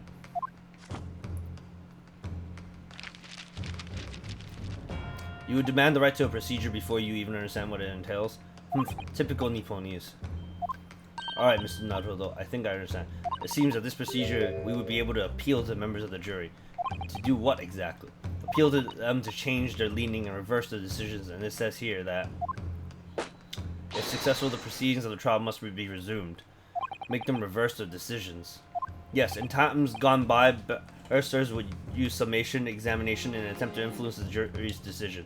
But that procedure became something of a formality with no practical benefit, really. So it rather fell out of use. I wonder why. Because it was devoid of purpose. Changing just one member of the jury's mind would be hard enough, let alone several.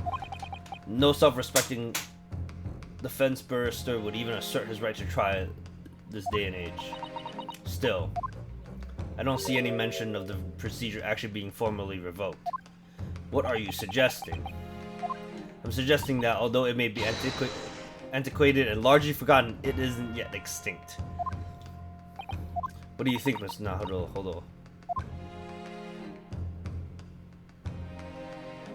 Summation examination. Our last possible option. Do you assert our right to carry it out or admit defeat? Assert our right! And assert our domination!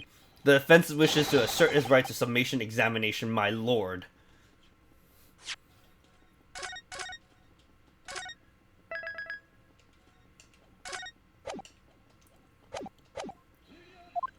Objection. London is the capital city of the most powerful nation on earth. We have the duty to the world to exemplify the very highest standards of judicial procedure. Summation examinations are an embarrassment that should remain buried. Objection. But if it's our right, it's our right. I believe it would prove vital in this trial. The defense's petition is perfectly valid. The court will proceed with the summation examination. This is madness! Foreman, are you and the remainder of the jury ready? Eh? Well, I'm not, there was no mention of this in the letter I received, you see, so... All members of the jury will be asked to explain on what grounds they have reached their decisions. On what grounds?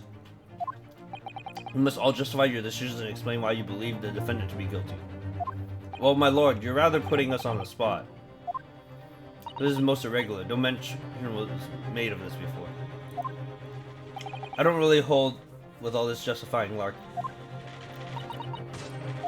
That seems to have thrown the jurors off. Seems none of them have experienced this before. Alright then, summation examination. A defense procedure with no practicing lawyer has attempted for years, is it? Well, just maybe. It might be the opportunity we've been looking for to turn this trial around. Well then, ladies and gentlemen of the jury, the court hereby calls upon you to state the grounds on which you find the defendant, Magnus McGilda, guilty of the most serious crime. Oh boy.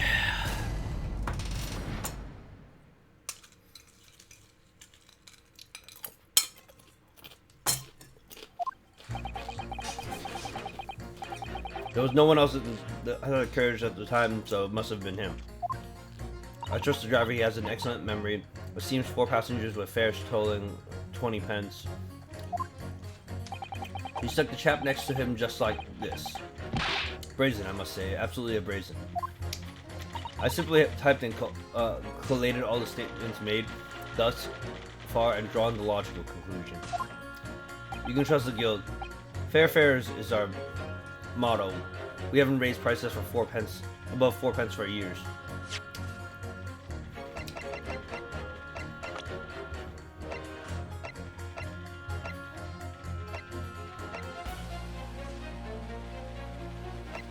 Bruce fair play serves a benefit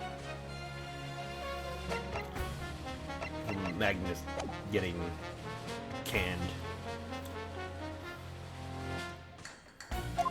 A scoundrel stabbing that poor man on the floor. On the floor. It's beggar's belief.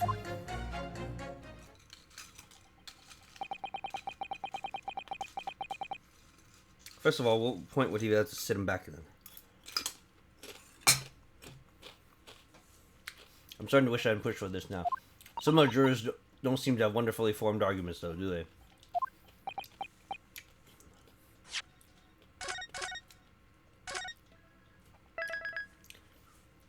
I figured something like this was going to happen. Well, let's see what we can do. We need to get these 6 people to change their minds. I'll throw everything I can at them. Use some very persuasive language. Just a moment, Mr. Navajo, though. Oh, no. According to my book, that's not quite how it works. Oh? I thought I was going to have to thaw their minds with some heartwarming rhetoric about the defendant. Unfortunately, once the jurors have decided the defendant is guilty, they're unlikely to heed anything the defense says. But then, they've reached their conclusion by their own reasoning, you see. Your pleas will sound like excuses. In fact, it could recoil on you. The more you try to persuade them, the more entrenched they become. Then what on earth am I supposed to do? Oh dear, I'm just citing what I've read about British law, Miss Naruto. Right, I'm sorry. Do you have any idea how to make this work then? Well, from what I can understand, the key to this procedure is using the jurors' own words to make your arguments. What do you mean? The 6 members of the jury are randomly selected members of the public. They may appear to present a united front, but the truth is, they are complete strangers who just happen to find themselves here in the courtroom together. And that's the way to break them down, you mean? Yes, exactly.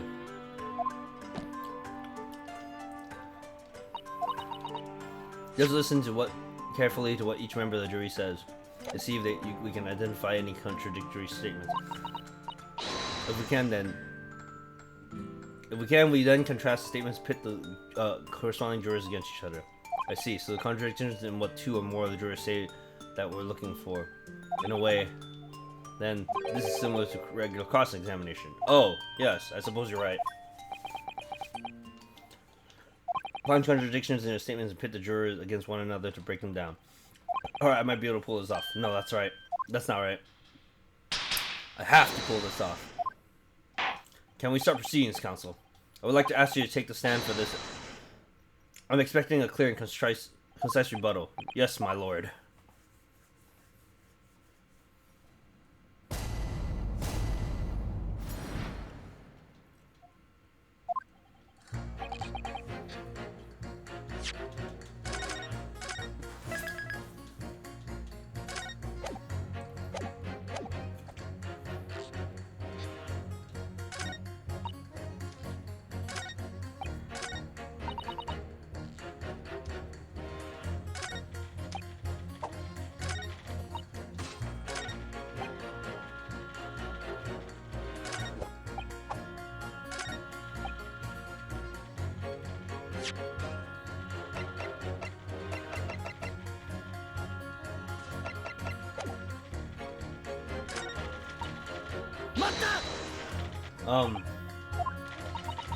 What have you been doing all this time? What do you have been doing all this time dead? I should have thought it was obvious. I'm recording everything that takes place as part of these proceedings. What have you learned from that? For example, at this moment in time, the judge has used his gavel 11 times in total. The prosecution has snorted derisively at your remarks 7 times in total. And I might add, Isham, you have gawped like a simpleton. Thank you. What's the point exactly? So anyway, madam, are you able to explain why you think the defendant is guilty? That is the conclusion I've drawn as a result of the copious notes I've typed. Clearly, I'm asking you to explain why you've drawn that conclusion. Please don't distract me. It makes it extremely hard to concentrate on my note keeping. It's going nowhere.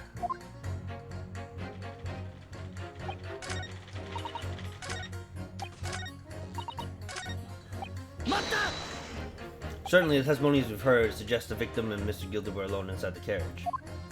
Precisely my point. But could there be some other explanations that we haven't considered yet, such as, perhaps that's something we could all work out together now. Listen here, maybe you don't know how things work around here because you're from foreign climes, but we're here to form our opinions as individuals, and I have. Oh dear, he doesn't appear to be in the mood to consider an alternative point of view, does he? No, we're going to have to pit the jurors against one another, like Suzawa-san said. Finding contradictions in these 6 people's assertions is the only way I'm going to succeed.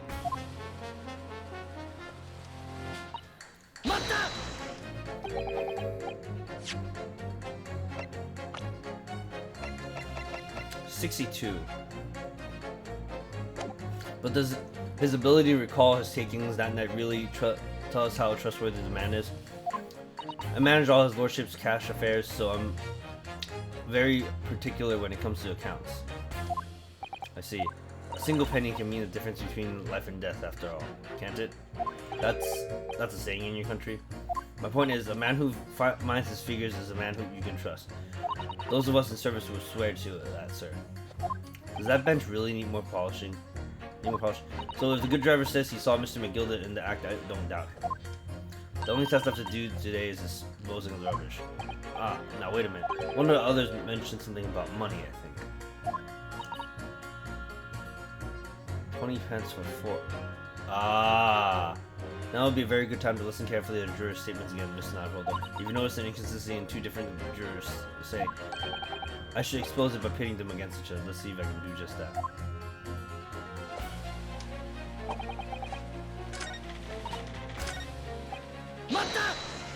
That's how much it costs to take the omnibus? That's right, as a guildmaster I decided to set a policy for all drivers across the city. One fare, no matter which bus you take or how far you're going.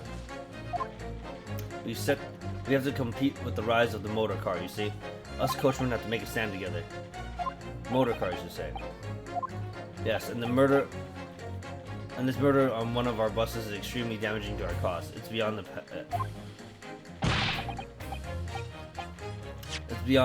pale. It'll lead to a decline in passengers, you mark my words. It's all that rascal's fault, he has to pay. It's a crime or his buses he's more worried about. Anyway, every member of a guild is reliable and trustworthy. So if the driver says he saw him do it, that fellow in the dock is as guilty as sin.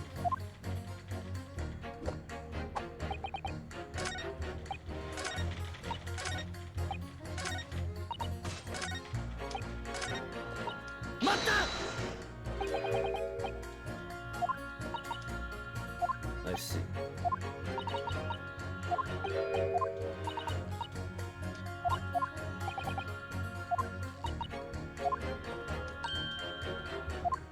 Ah, now wait a minute. One of the other jurors mentioned something about money, I think.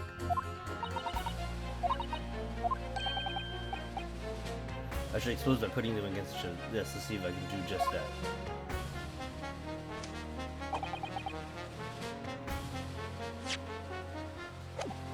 There's gotta be something to it.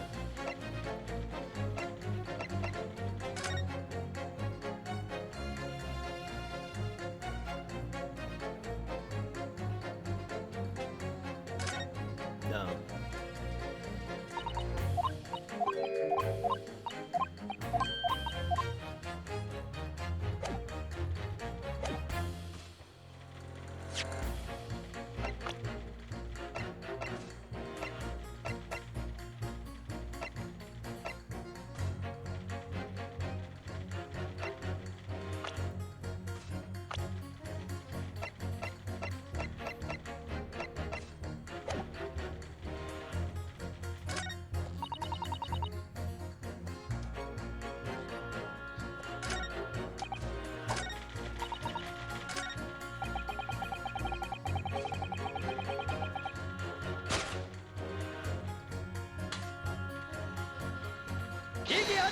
There we go. These two statements clearly contradict each other. You do explain yourself, counsel. Me? Okay, wow, what's up? I swear on Silver Blaze's main and name, I haven't the first idea what you're talking about. According to the group testimony we've heard so far, there were 4 passengers on the omnibus in the night in question. According to coachman Mr. Rebel, he took 20 pence in fares. Quite right. I have those precise details typed neatly here in front of me. And juror number 5 also told us the following. The fare for the omnibus is always 4 pence. That it is, a fair and convenient single price. Just the way London's carriages should be operated. But that doesn't add up at all. In fact, it leaves a glaring discrepancy in the facts. Why, man? Why? 4 passengers paying 4 pence each. If you do the multiplication, it would be 16 pence. Exactly. As I said, it doesn't add up. The figures are different. But 4 pence, in fact, by 4 pence, in fact, or precisely 1 person's fare. 1 person's fare. Yes, in other words, on the omnibus that night, it's distinctly possible. There was another passenger we've heard nothing about. Good gracious! This can't be right. The coachmen of the guild are good, honest men, one and all. Trustworthiness is our watchword. The figures your coachman claims most certainly do not add up. Your watchword, good sir, is a fallacy. I beg your pardon? Mr. Guildmaster, I think you ought to consider that if this trial were to end now, the news will surely spread all over London. The news that one of your coachmen tried to hide the fact that he let nefarious characters ride his omnibus.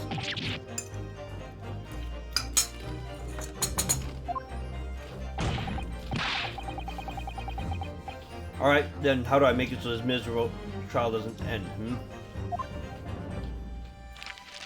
You reverse your decision.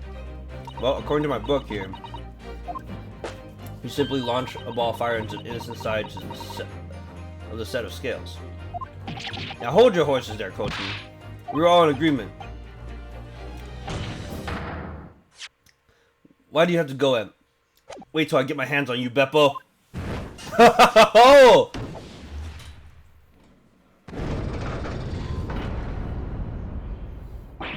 This is all very irritating.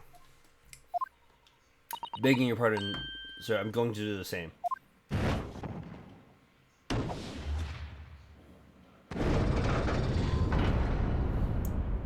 For the love of Mike, not you as well. A penny can be a difference between a smile and a tear, after all. I certainly can't put my trust in someone who doesn't follow my acting standards in financial matters. Oh, really? I, for one, think it's only proper we hear from the witnesses again. Oh, well done, Mr. Naruhodo. You did it. Yo, what up, Thomas? Don't mind been lurking because, you know, yes, I saw you were on Pokemon Unite.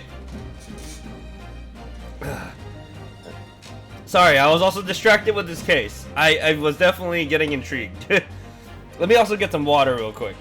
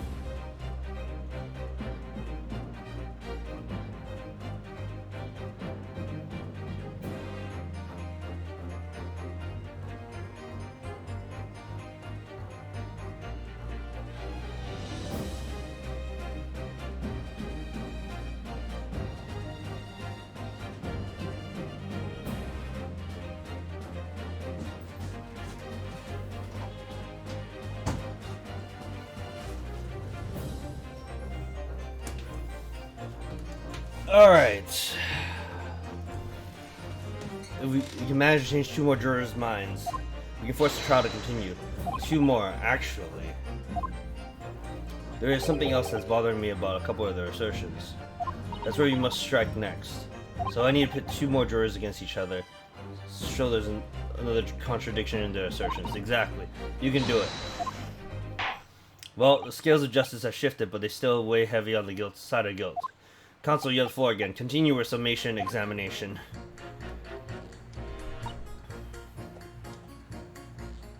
I'm changing my leaning to innocent. I should like to hear what the slipshod bookkeeper has to say for himself.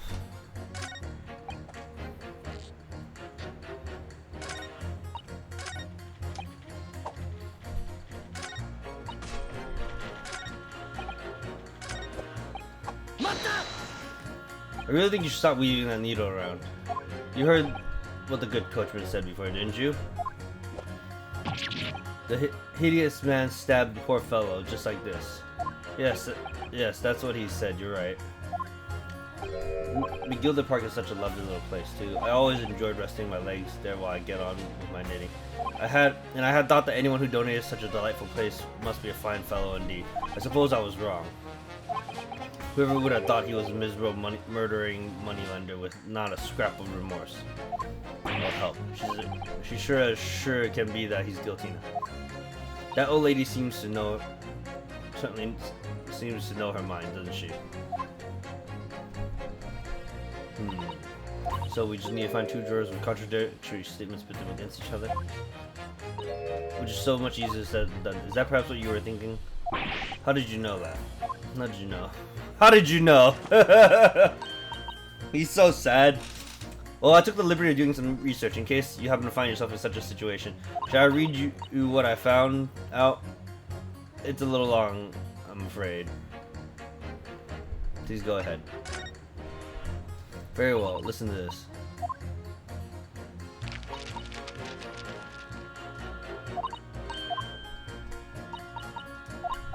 Oh.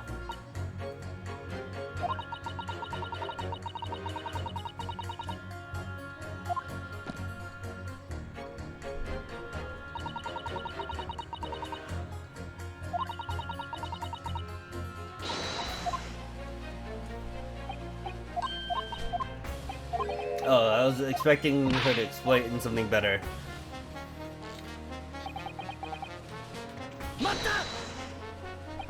Certainly the testimonies we heard suggest the victim and Mr. Gilder were alone inside the carriage. Precisely my point. But, could there be some other explanation? Okay, there's nothing new.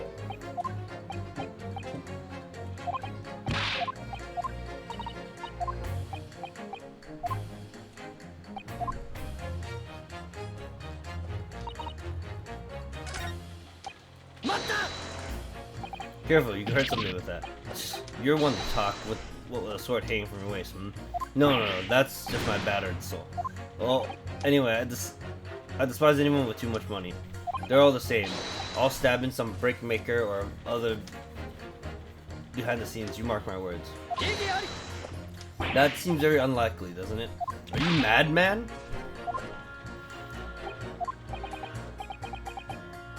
We know that small shorty is a rotten Shylock.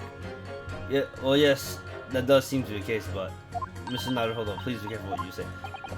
If he's been trying to squeeze money out of us less fortunate, then as far as I'm concerned, he's guilty as sin. That man can hang.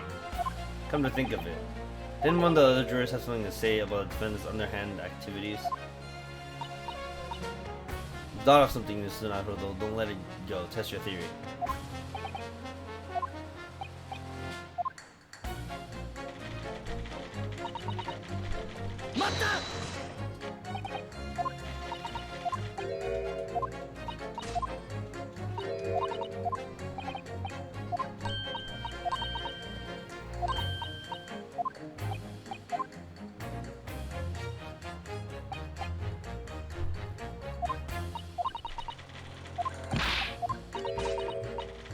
She's old typing notes, so it's not her.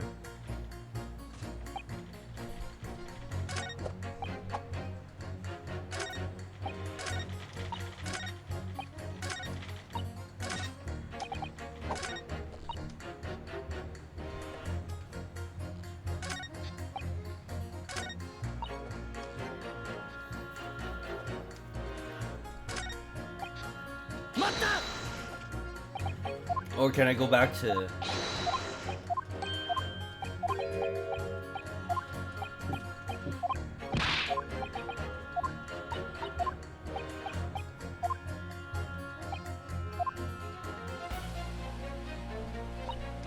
Oh, I can't pit her anymore.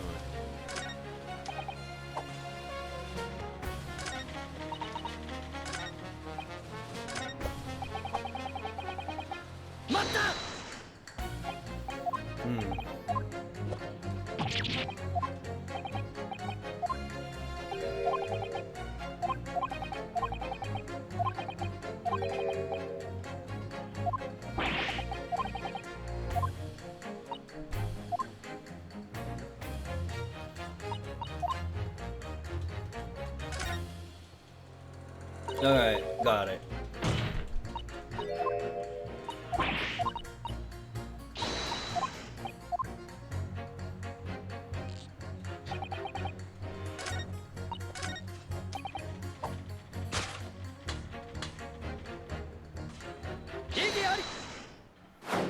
Two statements are completely contradictory. What? Explain, counsel, post haste. Oh dear me, I was knitting only my jumper from my other half. What is all this claptrap? What does contradictory even mean, I ask? We've heard from more than one witness that the defendant allegedly saw the actual moment when the defendant stabbed victim. Now, out of curiosity, juror number 3. What? Can't you see I'm busy here? How would you say the defendant stabbed the victim? What sort of motion was it? Want to test me, do you?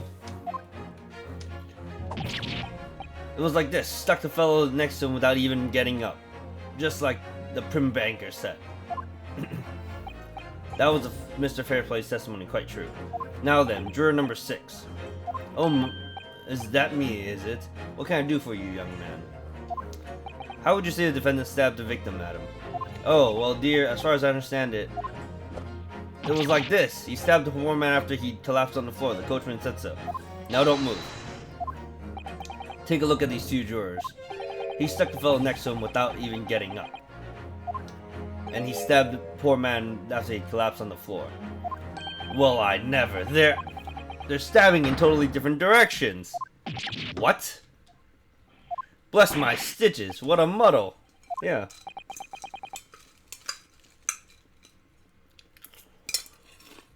What this tells us is there's a strong possibility one of the witnesses isn't telling the truth. Oh, but why? Why the dickens would they lie? I don't know that yet.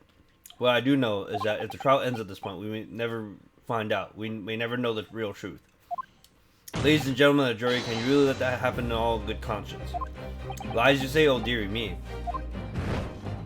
I can't abide people telling lies. Balance. The scales. I don't believe it.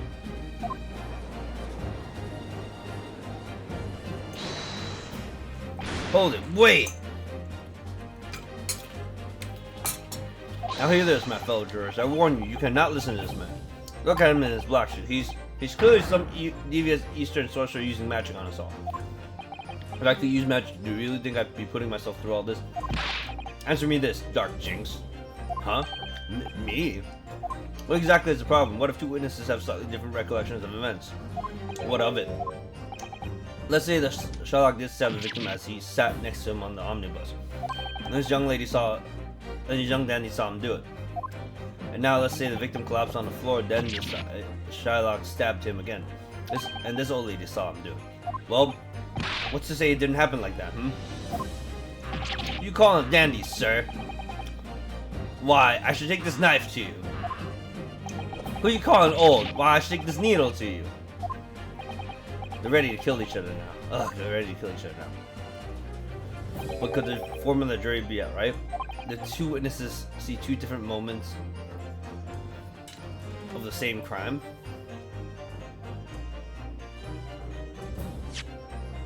Ow.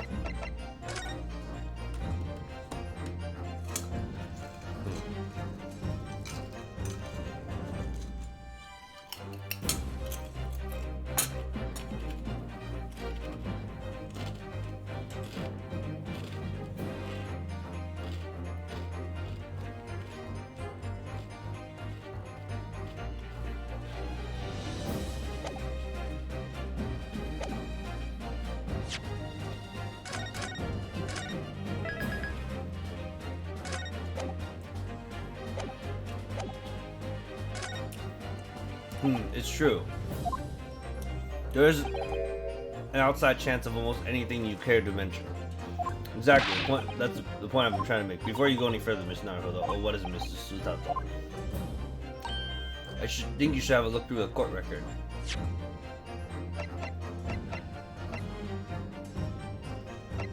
But then he was on here, yeah. I wanted to see what would, you see? The evidence makes it quite clear. There isn't even a chance outside. Unfortunately, Mr. Foreman, what is it, you dark jinx? Come out with it.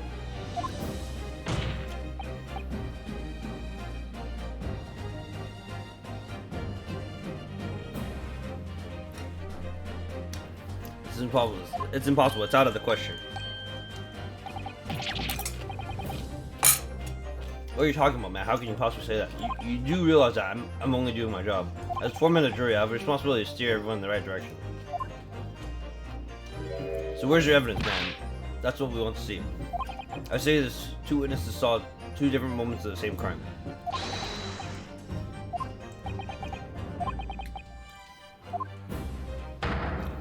If you say that's out of the question, show me some proof. It looks like the only way I'm going to convince him is to present him with something he can't dismiss. As you wish. What? I'll give you the proof.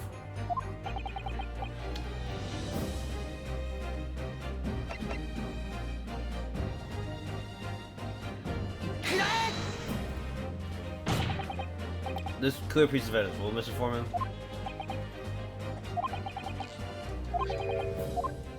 Wait.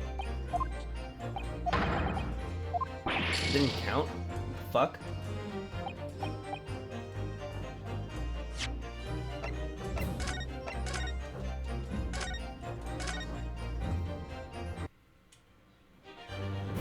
So I have to show the bomb bus then?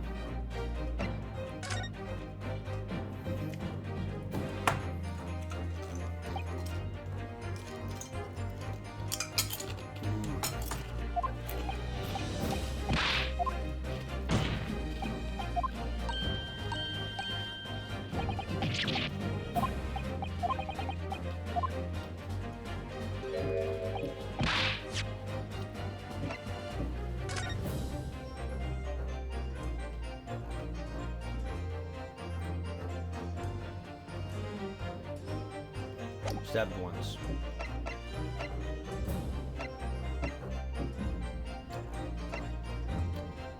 So it'll be either the carriage or this.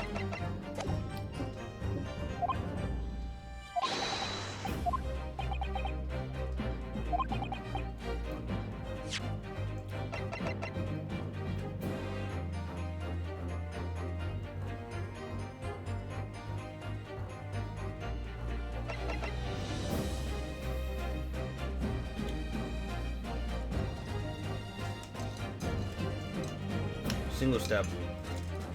Either I show a single stab wound or I show the blood. Single stab wound.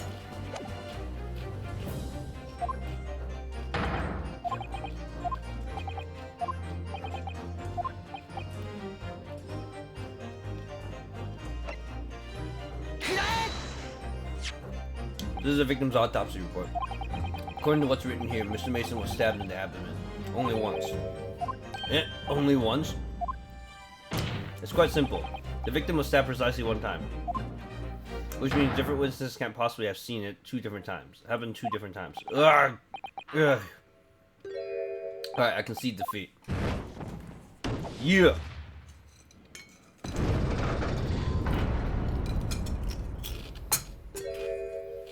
Wait.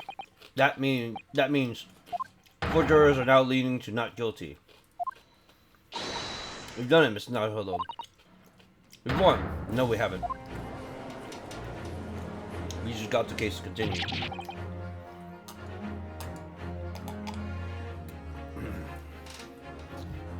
What are you playing at, you dandy fool? Shut your trap, sir. No one deceives me. But we had consensus. Shut your trap. I know a liar when I see one. If that chap ever dares cross the threshold with my shot, I'll take this razor-sharp blade and shave every last hair off his head. Please tell me he's a barber. Oh, in a remarkable turn of events, the defense's summation examination has flipped the balance of the scales of justice. The jurors now stand at 2 for guilty and 4 for not guilty. Accordingly, there is no longer a large enough majority among the jury for me to adjudicate, and the trial must continue. I hereby ask the defense, prosecution, and witness to return to their places. I call upon all of you to continue to pursue the truth.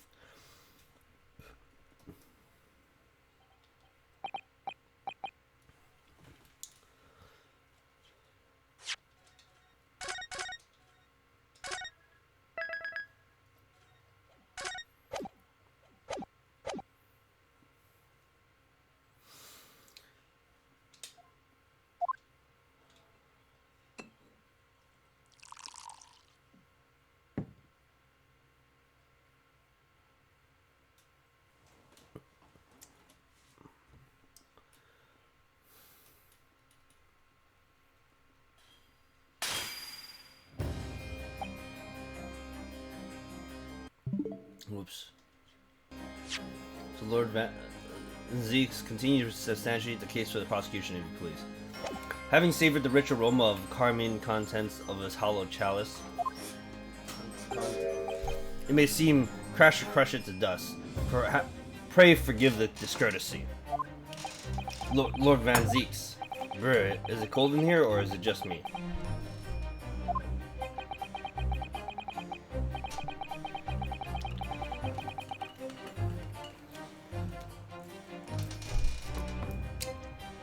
As your antiquated tome no doubt says, the prosecution may not speak during summation examination. So I honor the deathly silence and listen to this charade. It seems I overestimated the intelligence of the jury. Well, no matter. There's nothing so hard to prove as a self-evident truth, it would seem. And no, why would we grace the courtroom with our presence after all? Why else would we grace the courtroom with our presence after all? So, let us proceed to the next round of battle. Oh, bring forth the witnesses once more.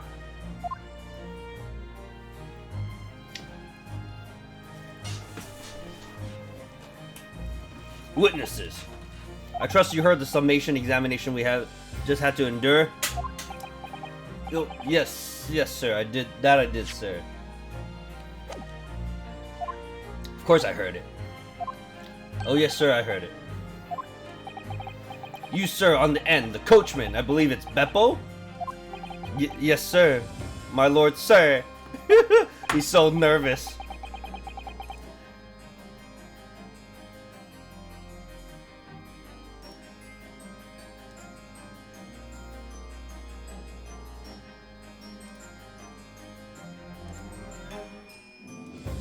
Hostile forces detected. Arming raid defenses. Hey, Jamal, thanks for the raid.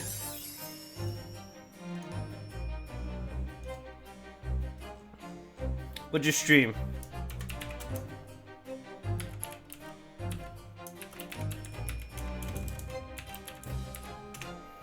Oh, it's streaming Unite.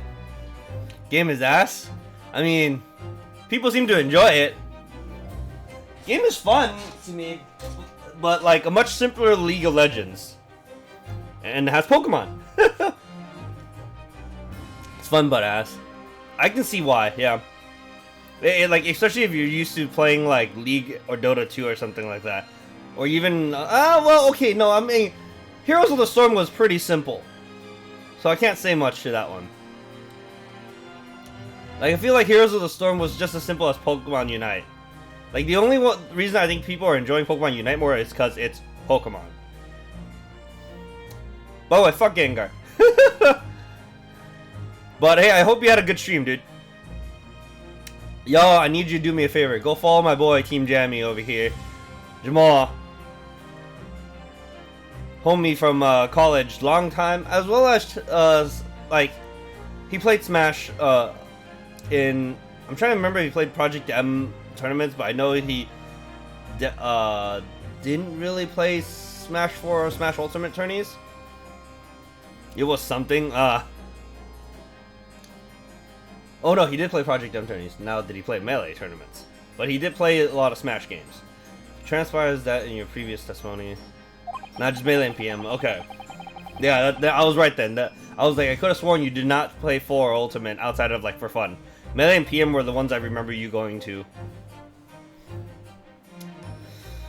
I do love Melee and PM. I wish I could continue playing, but these old man hands that got hurt from playing it. Nah, super casual PM attorneys. Okay. Like, if I had to pick a Smash game to go back to, it'd be PM or Melee right now, but like I know my hand can't last so long playing it. You're attempting to veil the presence of a fifth passenger on your omnibus. You will be found guilty of perjury. You're advised to bear that in mind, sir. Old meal deal.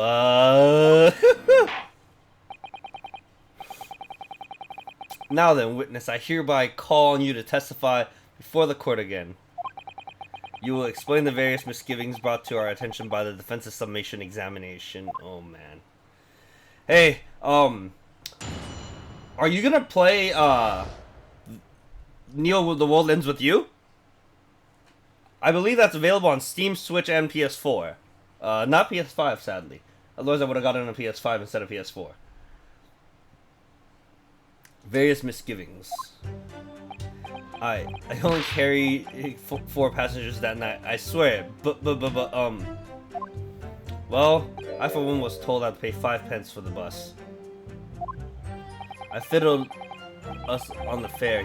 He fiddled us on the fare. He did, and then I saw that blood-curdling sight as well. It's all too much. I tell you, I saw McGill stabbing that man. Everything I said before stands.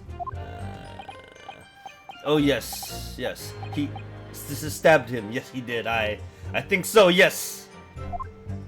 Man, these guys. All right, how the hell? When am I gonna bring this ledger into handy? Because Bruce Fairplay is in there. Counsel, make sense of this for me, please.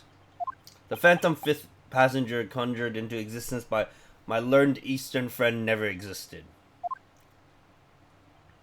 The confusion has arisen from the coachman's sly little cozenage. Beppo, explain yourself! I'm terribly sorry, Guildmaster. The guild's fare is 4 pence across the board, you know that. Am I to understand you've been overcharging our passengers by a penny a fare? It's so cold, and the last run of the day is always half empty. You have been dishonest, coachman. I'm so sorry. Asshole. You're a disgrace, Beppo, a disgrace! And your selfish actions have brought dishonor on the entire guild. If I may, sir. I had to pay 10 pence on the bus just last week. What? 4 passengers at 5 pence each is... yes, 20 pence.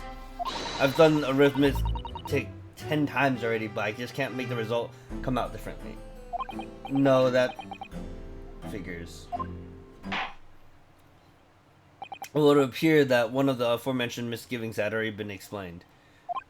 So, counsel for the defense, your cross-examination, if you please. We've already had the pleasure of a protracted summation examination today. I see you intend to continue the parlor games.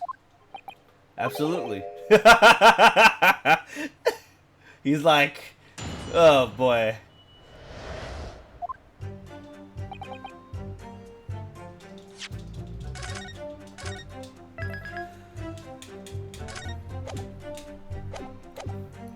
Alright, I only carry 4 passengers that night, I swear, but,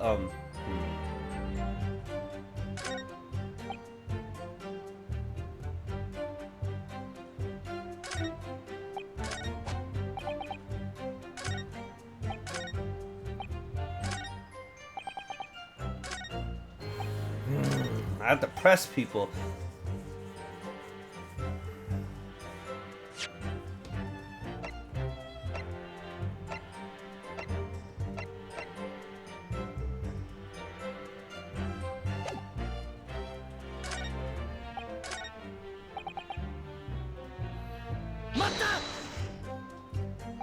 So there were only 4 passengers on your carriage, but you didn't charge them the standard 4 pence fare. Is that right? It's impossible to make the last run of the day pay. I was so cold. It was all I could do to stop myself from passing out. I'm getting chilblains just listening to you. It was terrible, so I wanted to give myself a pat on the back for even keeping the bus running. Yeah, this old man's probably cold. Doesn't a dedicated coachman deserve an extra penny per passenger? You're digging a deeper hole for yourself here. If only there had been a 5th passenger on the omnibus that night, then we would have had another suspect.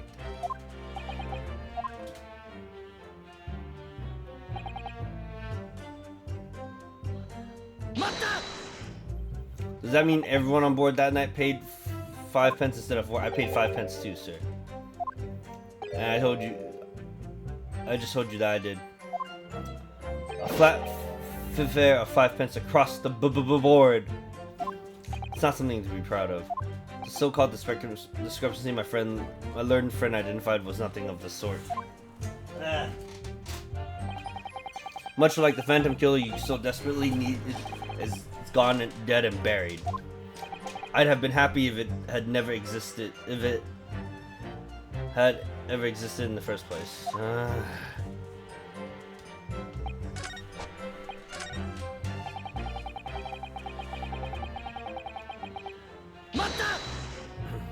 This blood-pulling sight, you mean the murder, I presume? Yes, sir! A loathsome sight. No one should have to witness the horror in the eyes of a man the moment his life is taken. Oh, well, not exactly, sir. I mean, I didn't see the exact moment the gent was stabbed. Good gracious, really? We have another witness who did, however. The banker already testified to it. Mr. First didn't actually see the point at which the victim was killed. That may turn out to be very significant. I heard the banker gent next to me take a sharp intake of breath. See, that's when I looked through the glass. That's when I saw the horrible blade poking out from his belly, all covered in blood. Every time I see a knife now, I can't help screaming, even when I'm eating. What the shit?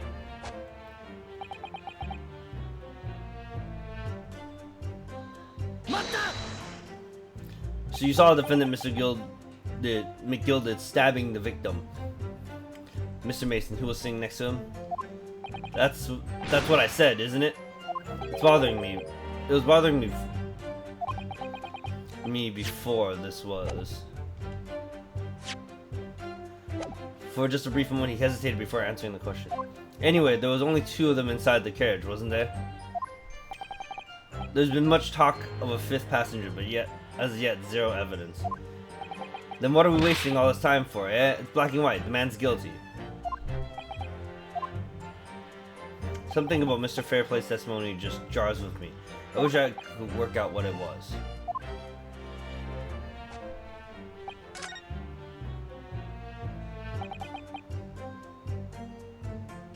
Not long ago, this trial very nearly came to an end. Somehow we've managed to keep our chances alive here. I can't waste this cross-examination. I have to use it to bring some new facts to light. If you're not careful when you press these witnesses, the danger is that the jury will end up believing something unhelpful as they did before. Maybe, but we can't let the fear of that happening stop us from uncovering new important information. Yup. I don't want to miss even a flicker of reaction among these witnesses. Remember, if you happen to spot one of the witnesses reacting in a strange way, don't hesitate to pursue them as to reason.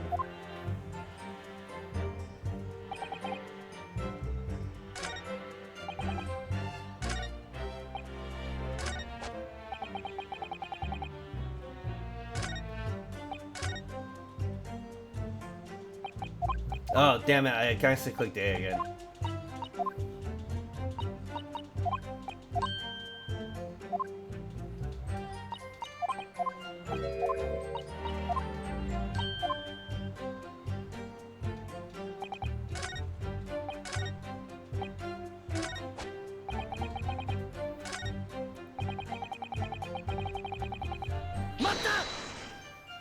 Earlier, you testified that you saw the moment when the defendant allegedly stabbed the victim, didn't you? Yes, that's right. You said the victim was on the floor and described the assailant holding the knife in an ice pick grip. I suppose I might have, yes, put the cart before the horse, maybe. What is this? What's this? Well, I'm quite sure about most of it. I was driving the horses when I heard a scream from the seats on the roof deck. Oh. I expect that was me, sir. Then when I turned around, yes, I saw it through the skylight. The gentleman was on the floor, and the knife was sticking up on his midriff. That's right, yes. And the fellow holding the handle was the famous man, yes. So in short, you didn't see the moment when the victim was actually stabbed at all. I really thought that I did, but no, you didn't. Shut the fuck up. But when I go over it in my head again, no, I suppose I didn't actually see the precise moment of stabbing.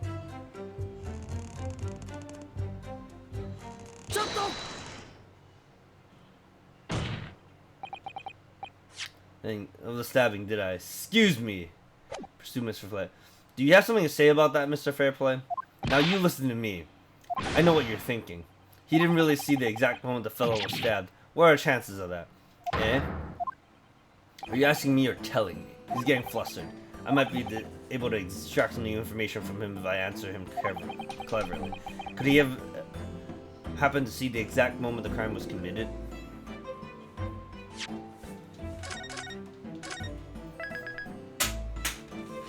No chance.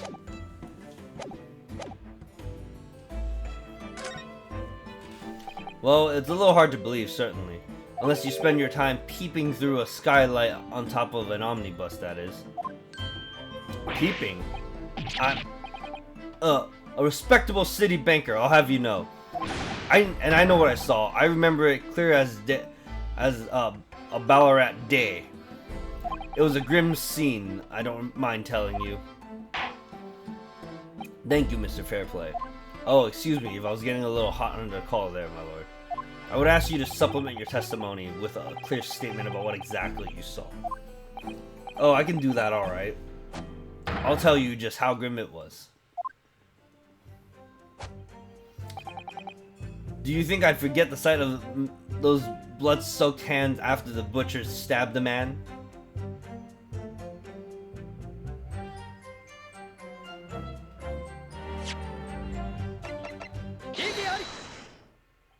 Blood-soaked hands?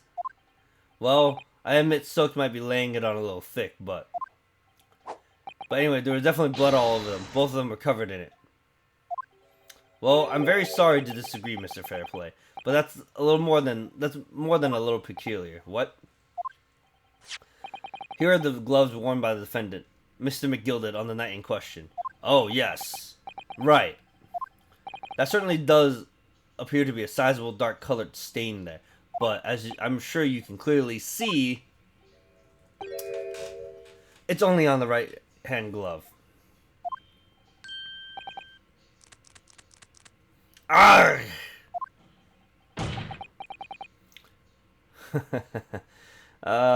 This man. In short, Mr. Fairplay, your testimony is inconsistent. Yeah, but no, that can't be right. See, you're a liar here then. You're a liar here then. Oh. Garg. That's right, you're quite clear about it. He said it was both hands. Grr. Mr. Fairplay, if your last statement was a lie, it calls your entire testimony into question. You say you saw the moment the victim was stabbed, but is that really the truth? Alright, it was a simple mistake. You can't justify accusing this man of lying. We totally can. Yes, it wasn't both hands, it was only one, but the fact remains. The victim's blood was on the accused.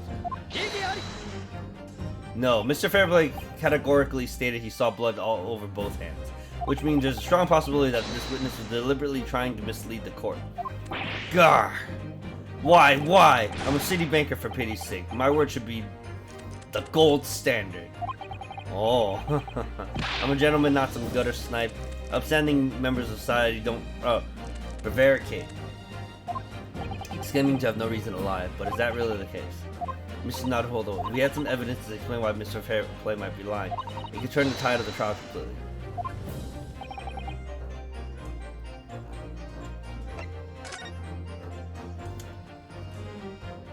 Something to show this man has a compelling reason to lie in his testimony. Choice. I have evidence. My lord! Yes, counsel. The defense is ready to present evidence. By Jove, are you sure? Yes. Evidence that will clearly demonstrate why Mr. Fairplay had a reason to lie in his testimony. Gar! Very well. I hereby call the defense to present its evidence.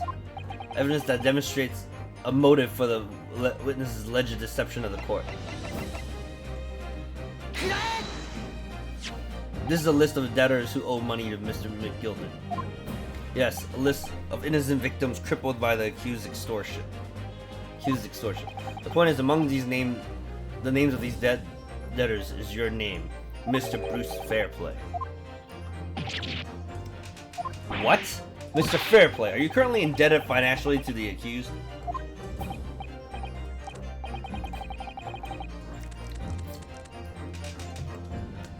Ah, no, well, it's barely worthy of being called a debt. According to this ledger, you owe 20 guineas. Not an inconsiderable sum of money, wouldn't you say? Ugh. Well, what of it? Let's suppose Mr. McGilden were to be found guilty of murder. What will become of your debt in that case?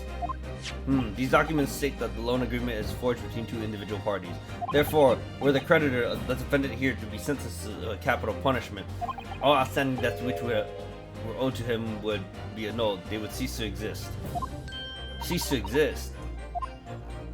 Mr. Fairplay, is it not the case that you claimed in your testimony to have seen you never saw us, to have seen something you never in fact saw, in a devious attempt to annul your debt of 20 guineas to the defendant?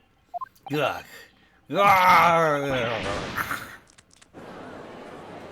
This man is on some shit. Order! Mr. Bruce Fairplay. Yes, my lord. Let me ask you again.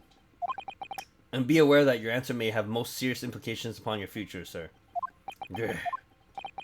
Did you, or did you not, see the precise moment in time at which the defendant is alleged to have thrust a knife into the victim? Your silence speaks volumes. You did not tell the truth in your testimony. Alright, now let's not make a melodrama out of this. Perhaps I did overstate the truth a pinch. A pinch? But it makes no difference. I definitely remember seeing blood on McGilden's hands, both of them. And yet, only one of the defendant's gloves, which we have here as evidence, is stained. Grr, so you keep saying. I wonder if I might be allowed to speak, sir. Go ahead, Mr. First. Well, the thing is, I think I remember seeing it myself as it happens. Seeing what? The blood, sir, on the assailant's hands. I think, yes. I'm almost sure it was on both of his hands, not just one. What? What?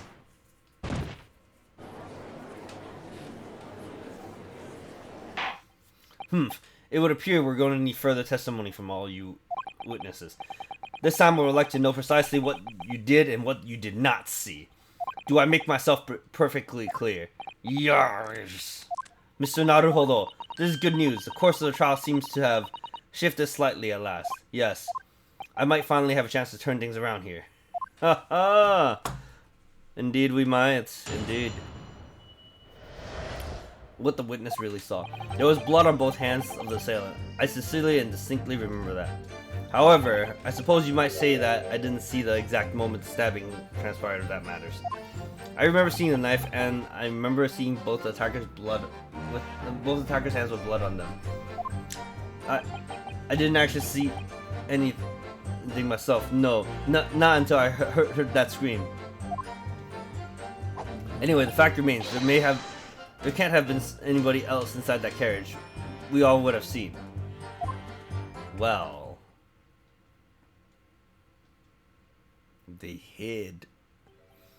Well, lo and behold, the truth of the fact, not one of you was witnessed the crucial moment of the crime was perpetrated. I apologize, my lord, but honestly, there was no one else inside that carriage, and the man's hands were covered in blood. Good. That much incriminating evidence is tantamount to saying we saw the man do it. That's really not what the testimony is about.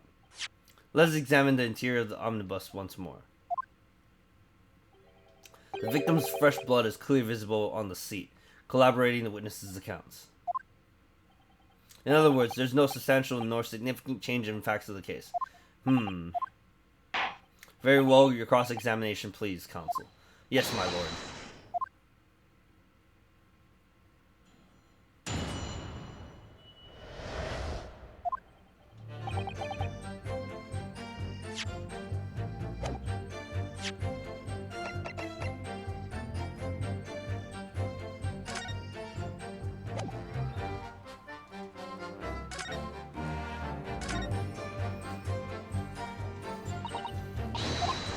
Can I get this annulled to make mention of the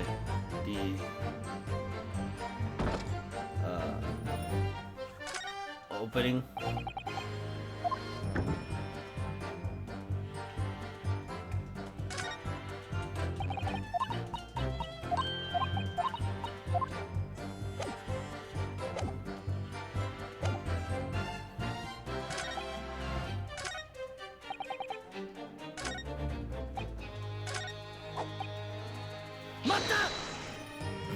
Everything you saw of the incident was through the skylight on the roof of the omnibus.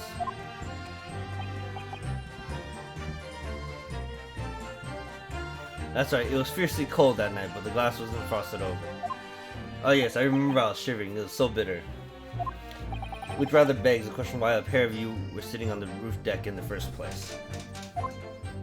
I don't know about this young fellow, but I couldn't enter the cabin. Oh, why not? It was locked from the inside. I tried knocking, but no one opened the door. Yo, what up, Logia? Oh, VIP for a day? You don't even need it! You have VIP!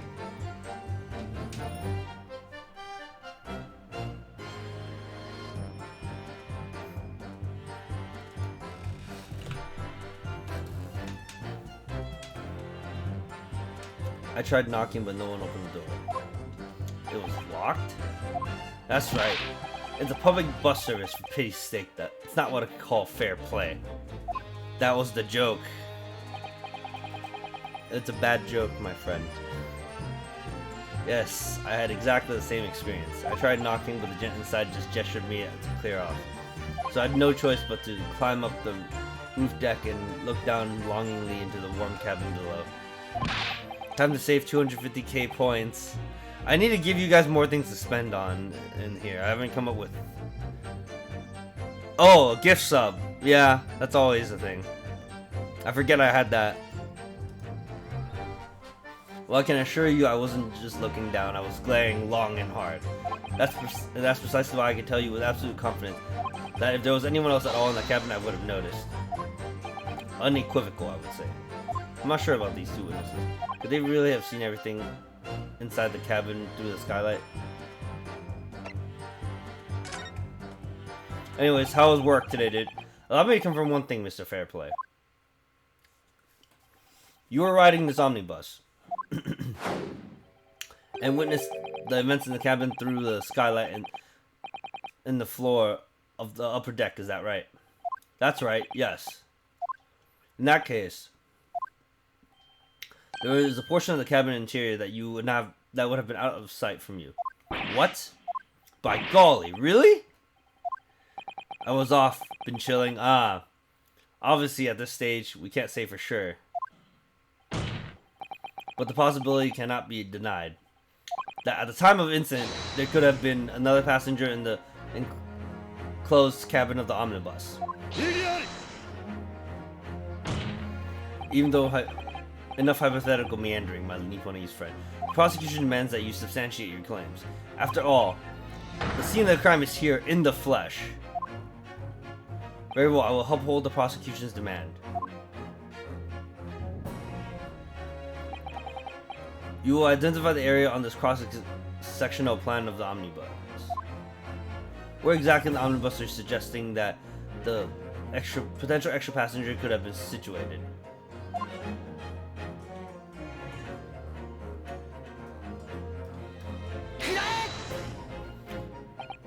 Both rows of seats on the roof face in the direction of travel, whereas the seats in the enclosed cabin face each other, which means the visible part of the cabin, which passengers on the roof deck can see through the skylight, is as I've drawn here. Ah, that's right, my lord. As you can see, the seat opposite the one which the victim and his attacker were sitting is obscured from view. In other words, if someone had been sitting on that seat, it's quite possible that these witnesses could have been completely unaware of it. Arrgh. I love how my work is enforcing masks again. I mean, they have to, given the mandate that, you know, public places have it, with a lot of people gathered, need masks. Like, my office only has like maybe like 3 of us in it at a time. In our office specifically, along with the rest of the building, there's like 2 other people and then 1 other person upstairs. So it's like there's like and then if my boss comes in, 4 in my office. So there's at any given point 6 or 7 people in the building. So like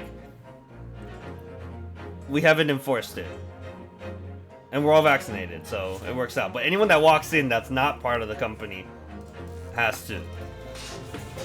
A part of the building, sorry, I should say. It's quite possible some phantom was sitting there. You Nipponese have a forbidding habit of obscuring the truth with ambiguity. Ambiguity. I concur with the prosecution's rejoinder. In a British court of law, evidence is paramount. I cannot entertain this conjecture, counsel. That is, unless you're able to put a name to this mysterious passenger whom you elude. Can you, Mr. Naruhodo?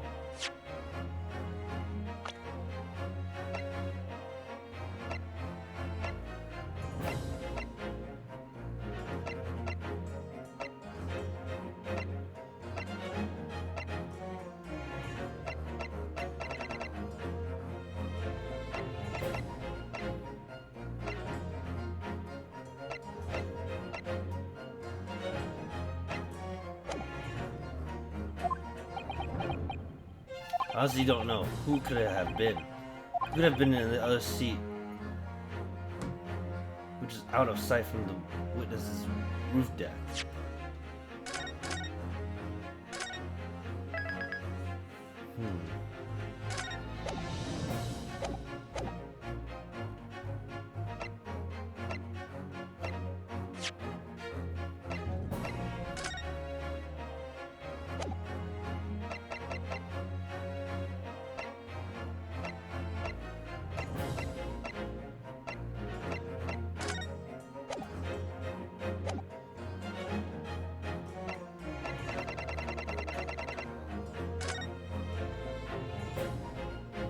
I have literally no idea. But as a proud citizen of the Japanese Empire, you will look to the sky and walk on, making sure all signs of tears are gone. Go on. This isn't just a case of going on, Mr. Sato. Alright then, I'll go on. The defense would like to put forward a name. You are a fool. That response was a desperate attempt by a man who has no notion of his own limitations. Is it Baron Van Zeeks? Toast to hard lessons not yet learned. Let us not delay, counsel. The defense is still to name the passenger in this other seat.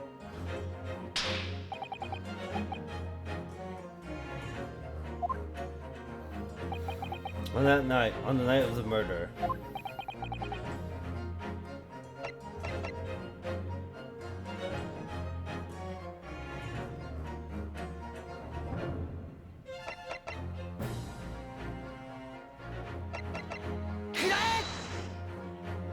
Yes, concealed in the blind spot of the cabin that night was none other than this unexpected passenger. Nope, definitely not him.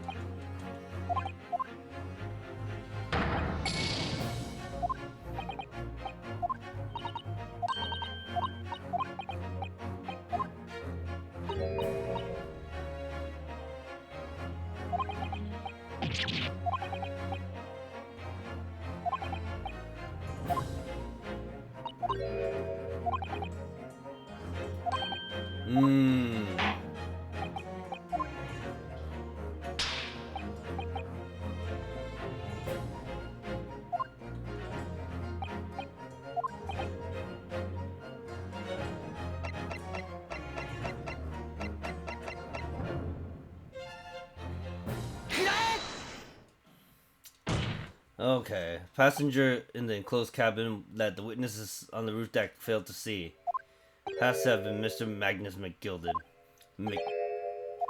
Mr. McGilded? What are you talking about, counsel? That's the name of the defendant. Yes.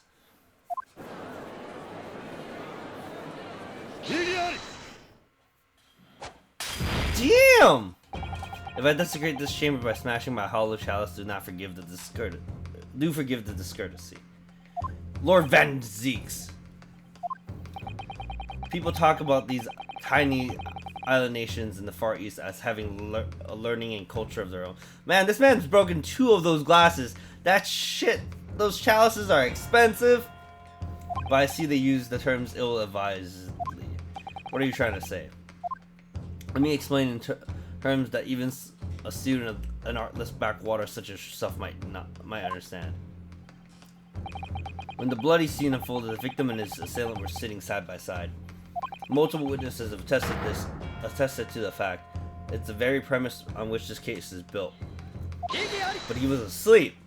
But that premise may be wrong. What? If the victim was really sitting beside Mr. McGilded,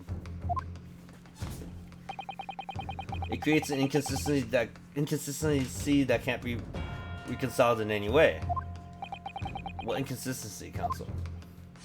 The defendant's gloves, my lord. Both witnesses have made the same testimony.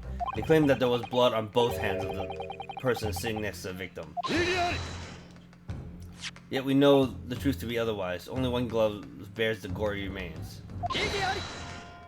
The point is, even in the face of this irrefutable evidence, both witnesses have maintained their stance. Yes, their testimony remains unchanged. Exactly, they both adamantly swear that they clearly remember seeing blood on both hands of the assailant. In short, the memory of events is correct, and their testimony reveals the truth. It was somebody else sitting beside the victim that night. A third party we've yet to identify. The victim's blood was on that passenger's hands, both of them. And who was this third party? Obviously, the true culprit. Extraordinary.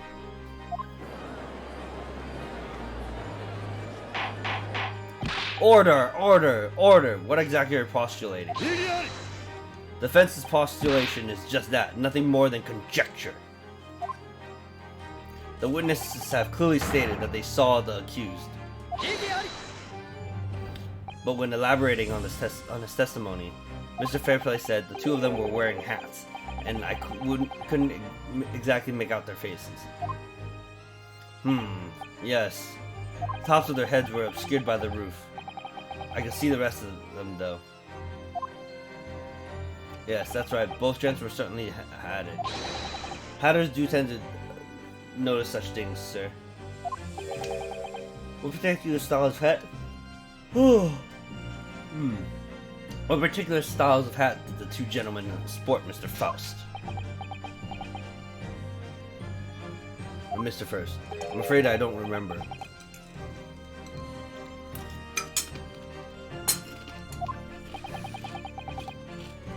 And you call yourself a hatter? Style hat makes no difference. There was no third passenger in that cabin.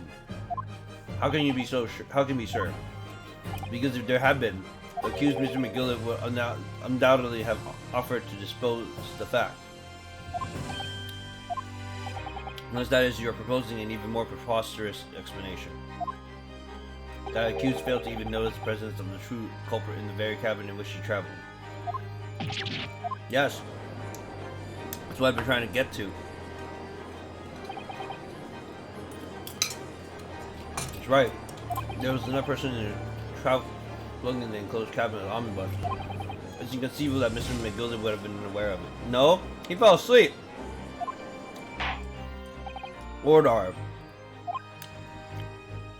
There's clearly a simple solution to this problem. Bring the accused Mr. McGillit to the stand. Well, what say you, counsel? Prosecution objects, my lord. On what grounds? As a suspect, you already made a full statement to the police. But what if there's some reason why he's unable to speak freely? Magnus McGillit is no uneducated ruffian.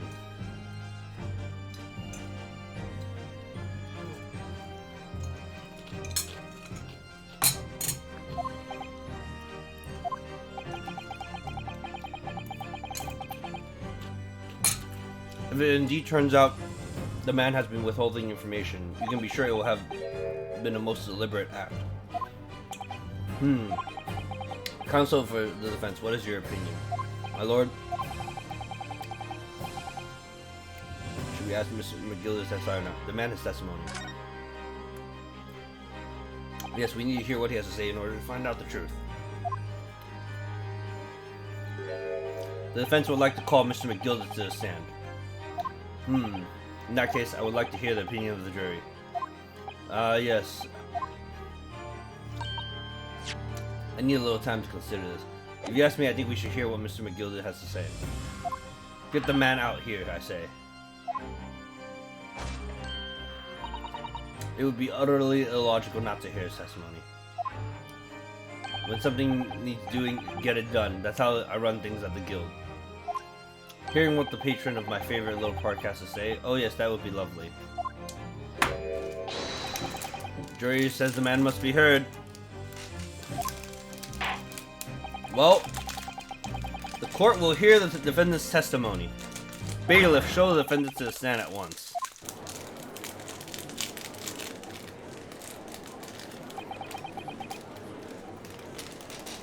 Now, maybe what actually happened that night will finally become clear.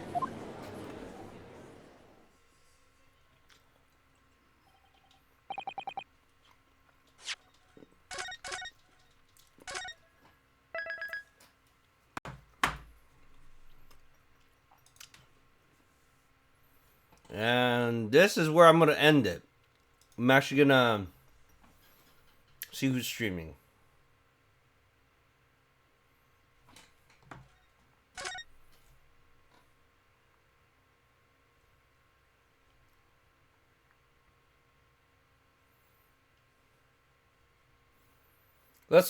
Wait, is Sed streaming Pokemon right now? Let's see. Pokemon Unite, I mean.